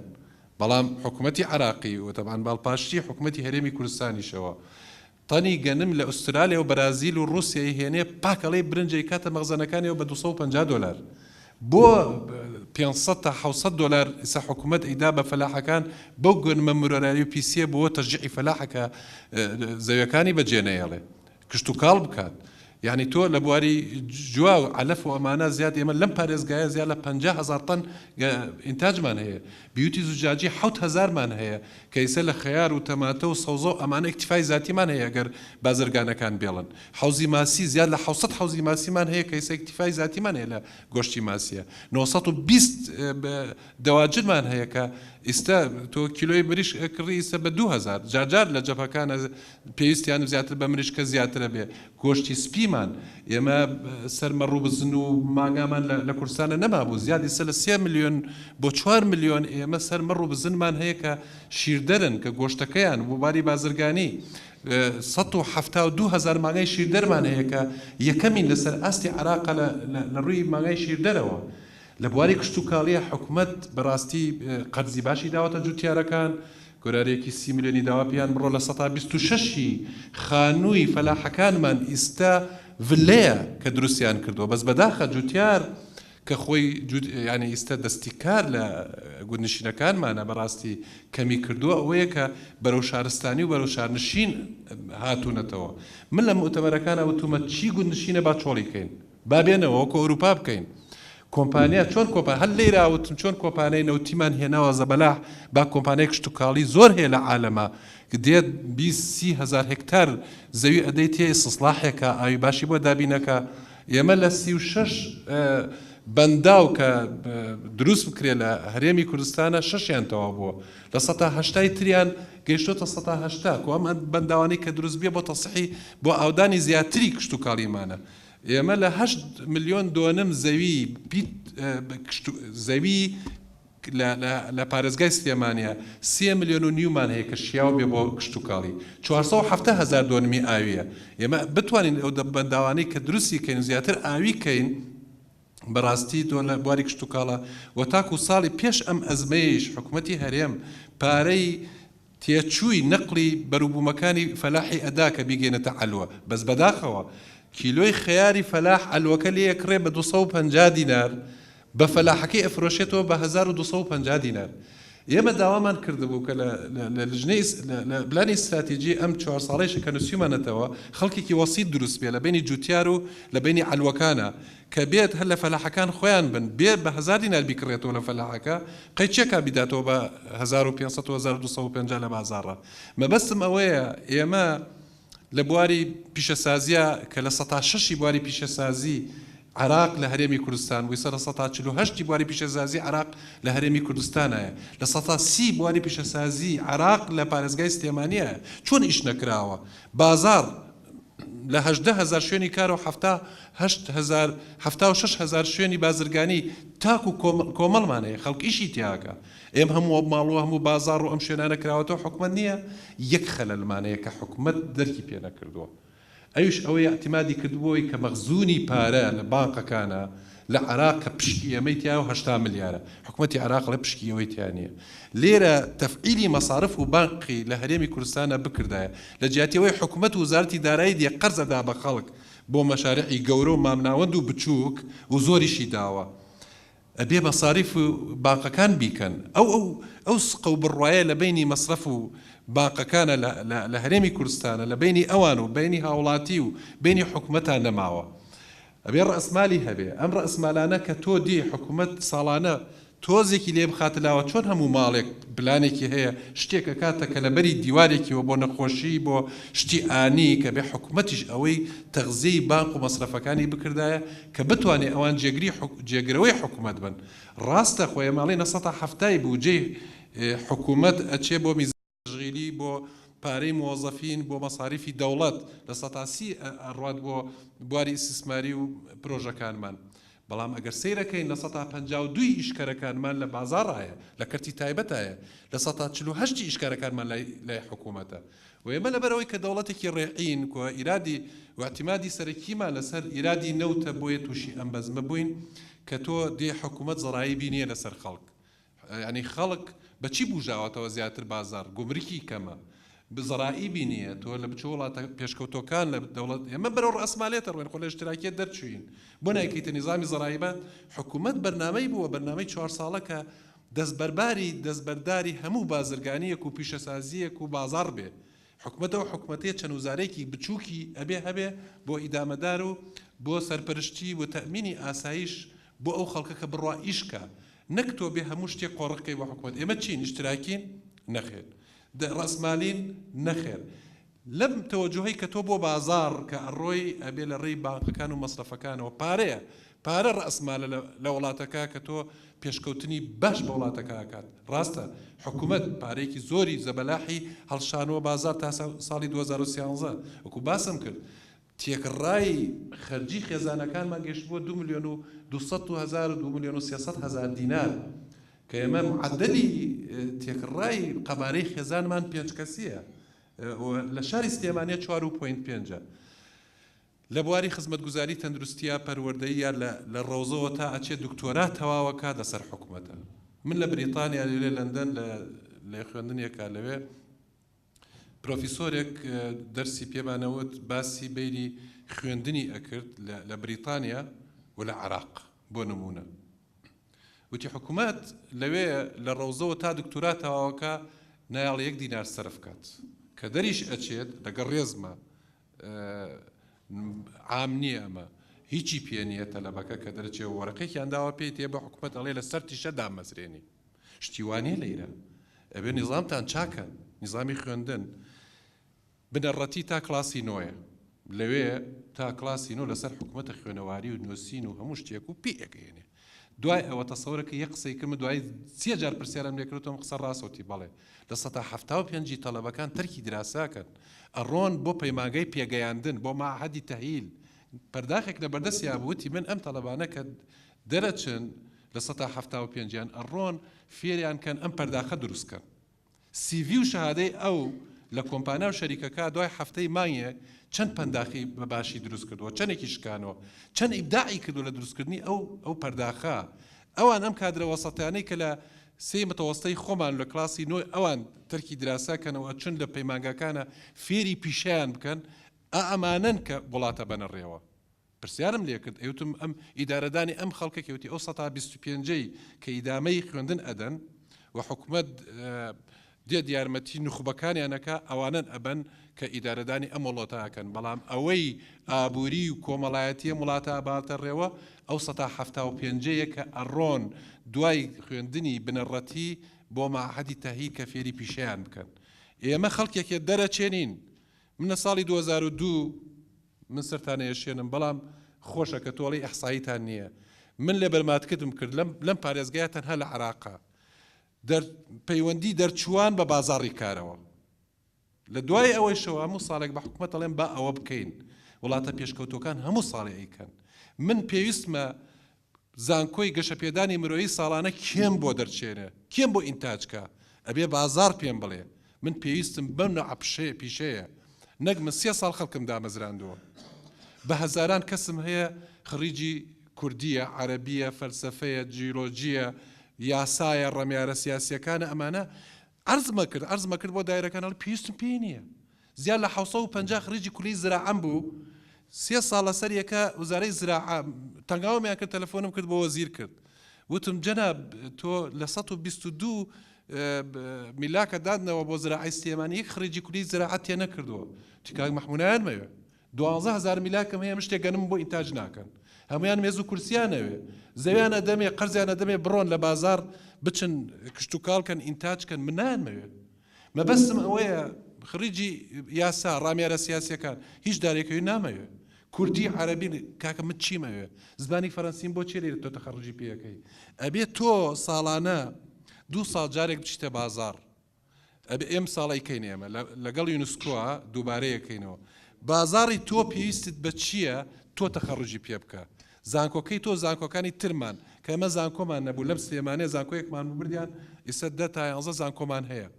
کێ تەخەڕج پێکە هەر ئەو کەسانەیە کە وەکو ساڵانی پێشووتر کە بازار پێویستی پێی نییە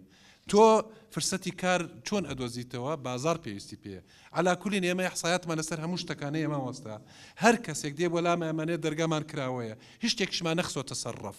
بەڕاستی لە هەموو بوارەکانە وە بێ خەڵکەکە وا لێ بکرێتە سەقافەی ئەحسایی هەبێ کە هەموو شتی ئاعتیماد بکاتە سەر من چۆن بزانم لە 102 دانیشتوانم لەژێر هێڵی نەبوونی بۆتە 112 ئەگەر ئەحسایەتی ڕۆژانەمان نەبێ بەدووادا چوونمان نەبێ چۆن بزانم لە ساڵی 2012 تاکو ئیستا چۆن بزانم ڕادەی هەڵاوسان چۆنە کە پۆین 2 دابەزیوە بەڵام لە زۆر بوارە 4 و 5 بەرزەوە بووە ئەم شتانە هەموو ئەخینە بەردەستی پلان داڕێژەکان ئەیخینە بەردەستی ئەو کەسانەی پەیوەنددارن بەڵام کێن باش گەشەی کردو هەرێمی کوردستان لە هەموو ڕوویەکەوە بەڵام لە ڕووی مەصرفی و مالیوە دواکەوتوین داوای لێبردنەکەم زۆر سوپاس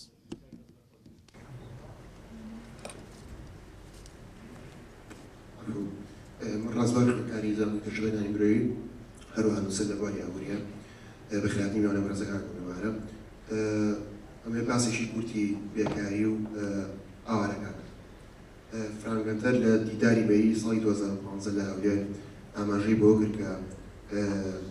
لەوەتەی شەڕی داعش دروست بوو ئاوارەکانی سووریا ڕێن کردوتەوە ئێرە ڕێژەی بێکاری لە کوردستانە و لە عێراقیش بەرز بۆتەوە بۆ 620,000 بێکار و ئاماژەی بۆ کرد کە بۆ ساڵی 2016 واتە بۆ ئەم ساڵ بێکارەکە بێ بە 2 ئەوەنە لێرەیە ئاماژەشی بۆ کرد بۆی کە هەلی کار بڕخسێ بۆی ئەم 620,000 کەم بێتەوە ڕێژەکەی ئەبێ حکوومەتی کوردستان هەرێمی کوردستان حکوومەتی عێراق 7,000 جۆر هەلی کار دروست بکە ئەوتی وە ئەبێ حکومەت بیکە بەڵام من لێرە ئەڵێم هەر ئەبێ حکومەت بیکە حکومەت یاری کوردستان و حکومەتی عێراق بیکە بۆچی حکومەت لەگەڵ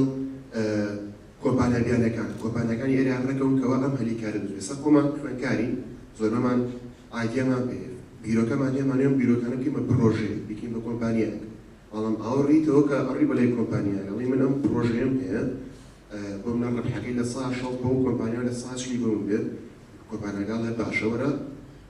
ئیشمان لەگەڵا بکات دوای ئاوڕی دەستێکی کۆمپانیاگا بیرۆکەی تۆ جیوە و لە ڕحەیاتی و نێجگا شەڵە من یاسام لە پشتم باقواتە ئەو کاتە لە یاکە لەبەر تۆزێ ئەو هیوایەکە هێتی کزێتەوە ئەمە ئەو بەڕێز دکتۆر لێرە باسیەوەی کەوتی با کۆمپانیا بیانەکان بێنە ئێرە کۆمپانیاوەکان بێنێرە ئیسیسماکە یعنی خۆ بڕی سێژەی کردووە لە هەولێر لە کۆی 20 مقاول 18 مقاول تورکە 2 مقاولی کوردە ئەمە ئەو لە ساڵ 80 بەرهەمی کشتوکاڵیمان بەرهەمە کەلوپەلەکانمان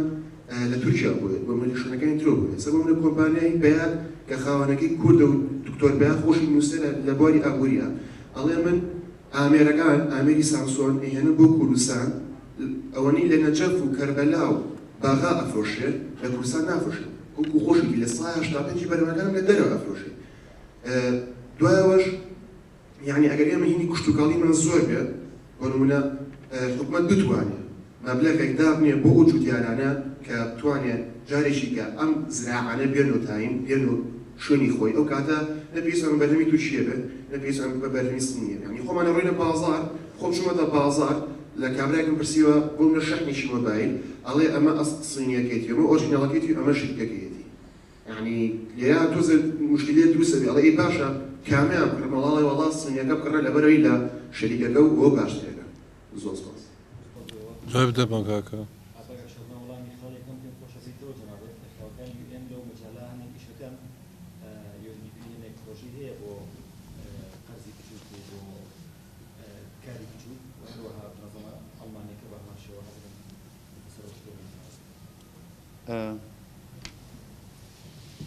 هلو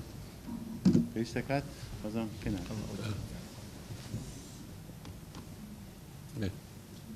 هلو بەڵێ هەیە پرۆژەی درێژخایەن کە یەکێ لەو هەناوانەی کە چۆنێتی جێبەجێکردنی پرۆژەی درێژخایەنە و منەظەماتی وەکو UNDP هەر بە ناوخۆی ناوکەی بەخۆیەتی دیڤلۆپمنت پرۆگرام ئەو منەظەمەیە لە حاڵەتی تەواریە ئیش ناکات کە قسەیان لەگەڵاکەین ئەڵێ ئەوە هەر خەریکی کامپ و ئەو شتانەوە ئەمانە وەرن ئەماوەی پێشوو لە بواری کارەبایە مەسەرن لەگەڵ حکوومەتی هەرێما شتێکی وایە نووسا کرد جا ئەوان بەڵێ بەرنامەی وان هەیە زیاتر لەگەڵ حکوومەتایشەکەنی وازام UNDP سلێمانی هەر لەگەڵ محافزێتی سلێمانیە ئۆفیسێکیانە ناو محافزێتی سلێمانیە هەیە ئەوە لەلایەک بۆ ئامادەکردنی پرۆژەی درێژخایەن مەسەلەی یارمەتی دانی مالی بچکۆلە قەرزی بچووک و قەرزی ئەم شتانە کە ئەو نظەمە ئەڵمانیە بۆ نمونە کە هاتۆتە ناوە یارمەتیانی مامۆساکان بۆ نمونەوە باسی ئەماوەیە یارمەتی مامۆساکانیش کرا کە نظەمێ ئەوێ تەدەخلی تیا بکە هەروها بەنسبەتی ئێنەوە وەکو لە سەرتاوە باسم کرد مەسەلەی گواستنەوە لە چۆنیەتی تەقدیمکردنی یارمەتیەکان لە مەوادەوە کە لەوانەیە زۆربەی ئاوارەکان خۆشمان بیستمانێتەوە کاتی خۆشی ئەمانزانی لەوانەیە مەوادیان پێویست نەبێت لە کاتێکە بۆ نمونە برادری نوکتەیەکی جێڕایوت ئەو بەتانیەی ئاوارەیەک پێێنێ کە کوالیتەکەی چەند خراپە ناڵەکەی بڵگەیت بەتانی وای پارەی مناڵەکەی بکەیت ئەوەی تێنە چووە یعنی بەتانیەک بۆ ئاوارەیەک چەند بەسیتیش بێت لەوانەیە $50 $100 تێچوو بێ لە خەزنەوە لە نەقلەوە لە وڵاتی ترەوە هاتووە لە تەوزیعەوە مۆزەف بێنە تەوزیعی کاوە شتانە آخر جار مەسەلەی cash for assistance پارە لە زیاتی یارمەتی بۆ ئەوەی بێ بە ئاوارەکە یەکسەر $10 یەکسەر ئیتە دەستی خۆی بڕیارەیە چی پێداویستی ئەوە ئەم جۆرە بەرنامانە ئێمە لەناو ئێنا دەستی پێ کردو و هیوادارین بۆ نمونەوە منەظەمەی جیازێدە کامەی بینیوە لەگەڵی ئێنا ئێستا چی هەیە لەناو UNHCR بەرنامەی کاش ئەسیستەنس چی هەیە لە وڵاتانی تر وەکو لوبنان بۆ نمونە یارمەتی کرێخانوو هەیە فەقیرەکان کەم دەرامەتەکان یارمەتی کرێخانوو وەرەگرن یان هەر وەکو ئەم کارتیان بۆ دروستکردنەوە کارتی بانقیەوەوانە هەمویان کارتیان هەیە و بە 3 مانگ پارە وەرگرن لەناو یان خۆشیە هەموو منەظەماتانەی UN بێ یان منەظەماتی غێر حکومی منەظەمەی قەندیل زۆر ئێستا لە هەر سێ شارەکەی کوردستان چۆتاوە مۆزوعەوە ئێستا ئەوەی ئێمە ئێرە لەم دراسەیە ئەمانەوێت تەسکیی بکەینەوە شانە ئەوەیە چۆن ئەم منەظەماتانە هەر هەمویان بێکەوە تەسیقێکی باشتریان هەبێ حتا لەگەڵ حکوومەتی عێراقا بیستمان کاتی خۆی 1 ملیۆن دینار ئەدرا بە عێراقیەکان ئەچون بە دایرەی مهاجری و ئەوشتانە لەولا UN پارەیە بە مەجموعەی تر تۆزێک تەنسیق کەم هەبوو جا کە باسی بەرنامەی درێژخایەنەکەی باعتیباردانان بۆ کاش ئەسیستەنس بەساری تەنسیقێتە پێشەوە و هیوادارین ئەو منەظەماتانە بەیەکەوەیشکەن بە تایبەتی لەگەڵ حکوومەتە و یەکی لەو پرۆژانەی ئێمە کامانەیە بینە پێشەوە بۆ چۆنێتی کارکردن لەسەر ئەو تەنسیقا دەوری داوایری درێژخایەن وەکو ناویلێنێ تەنیا منەظەمەیەک نێ لە دوورەوە بۆ ماوەی 3 مانگ 4 مانگ هیچ کات و دوایی دێتە پارەمە بەسەر مەجموعەیەکە تەوزیع کات و دەرچێ هەوڵی لەگەڵ دایرەی ئەحسایە کە داتایان هەبێت ئاگادار بن وەکو ئیتر هەج منەظەمەیەک پێویستی بە معلومات هەبێ لەمانەوە داتاوەرگرێ لە شوێن مستەزعیفینەکان چ منەظەمەی تر لەوێ ئیشەکان بێکەوە هیوادارم کورتەیەکم معلومات یابێ دەربارەی ئەو پرسیارە سپاس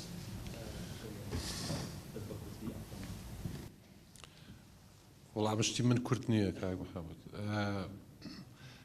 بەڕێز جەنابەت باسی گەشەپێدانی ئابووری و باسی کار و بێکاریت کرد ئێمە لە یاحساوە دەسەبێن بۆ هەموو بوارەکە و زۆر تێکەڵاو بووین لەگەڵ مەجموعەی ئەحسای عالەمیە و باری ئابووری و گەشەپێدانی ئابووری لە جیهانە شتێکە زانین چ وڵاتێک گەشاکات لە ڕووی ئابووریوە لە چ وڵاتێک بێکاری تیا کەمە بێتەوە ئەو وڵاتێک کە ئیستیقراری تایە کە ئەمن و ئاسایشی تایە ئێمە باش بووین 34 ساڵ تا ساڵی 2012 هەرچەنە من ساڵی 2009 ئەمود ئاساواری ئەم خوێن ڕشتنە لەسەر جادا 2 ساڵی تر ببینەوە من لە تەلەڤیزیۆن ئەمود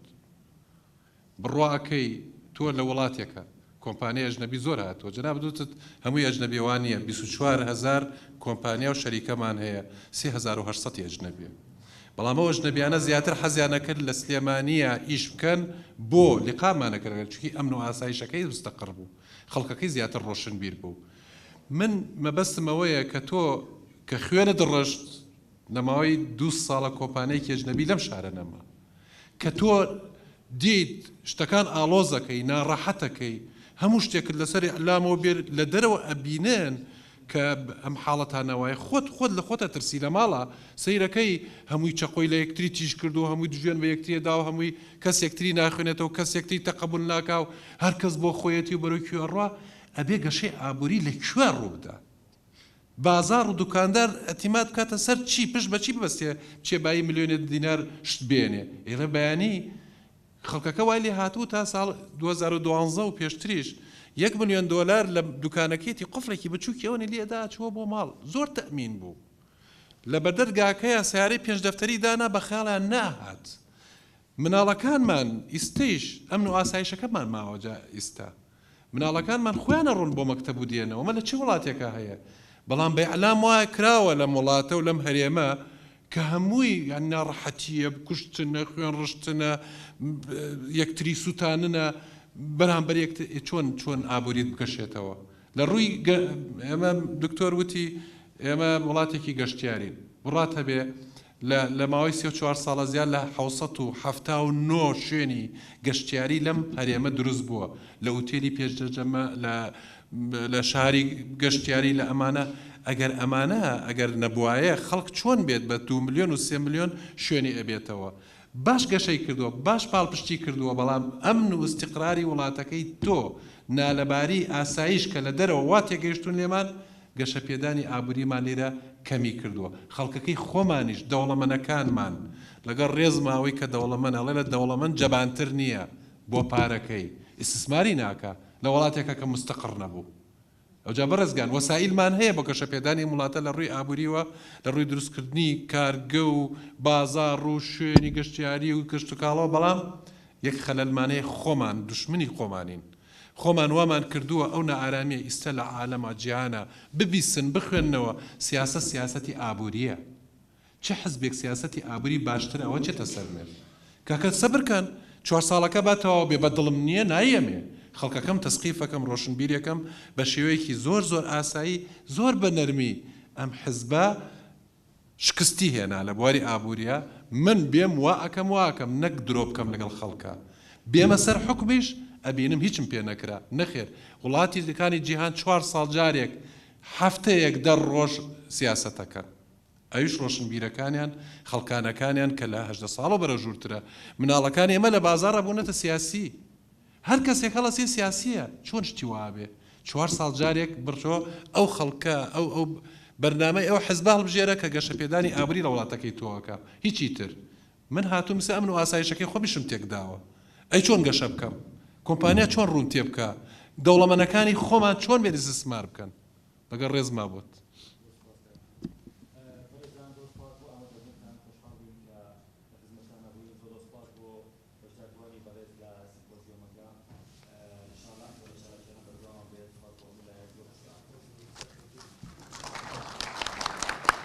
كويس اهلا دكتور اهلا وسهلا عزيزي اهلا وسهلا شكرا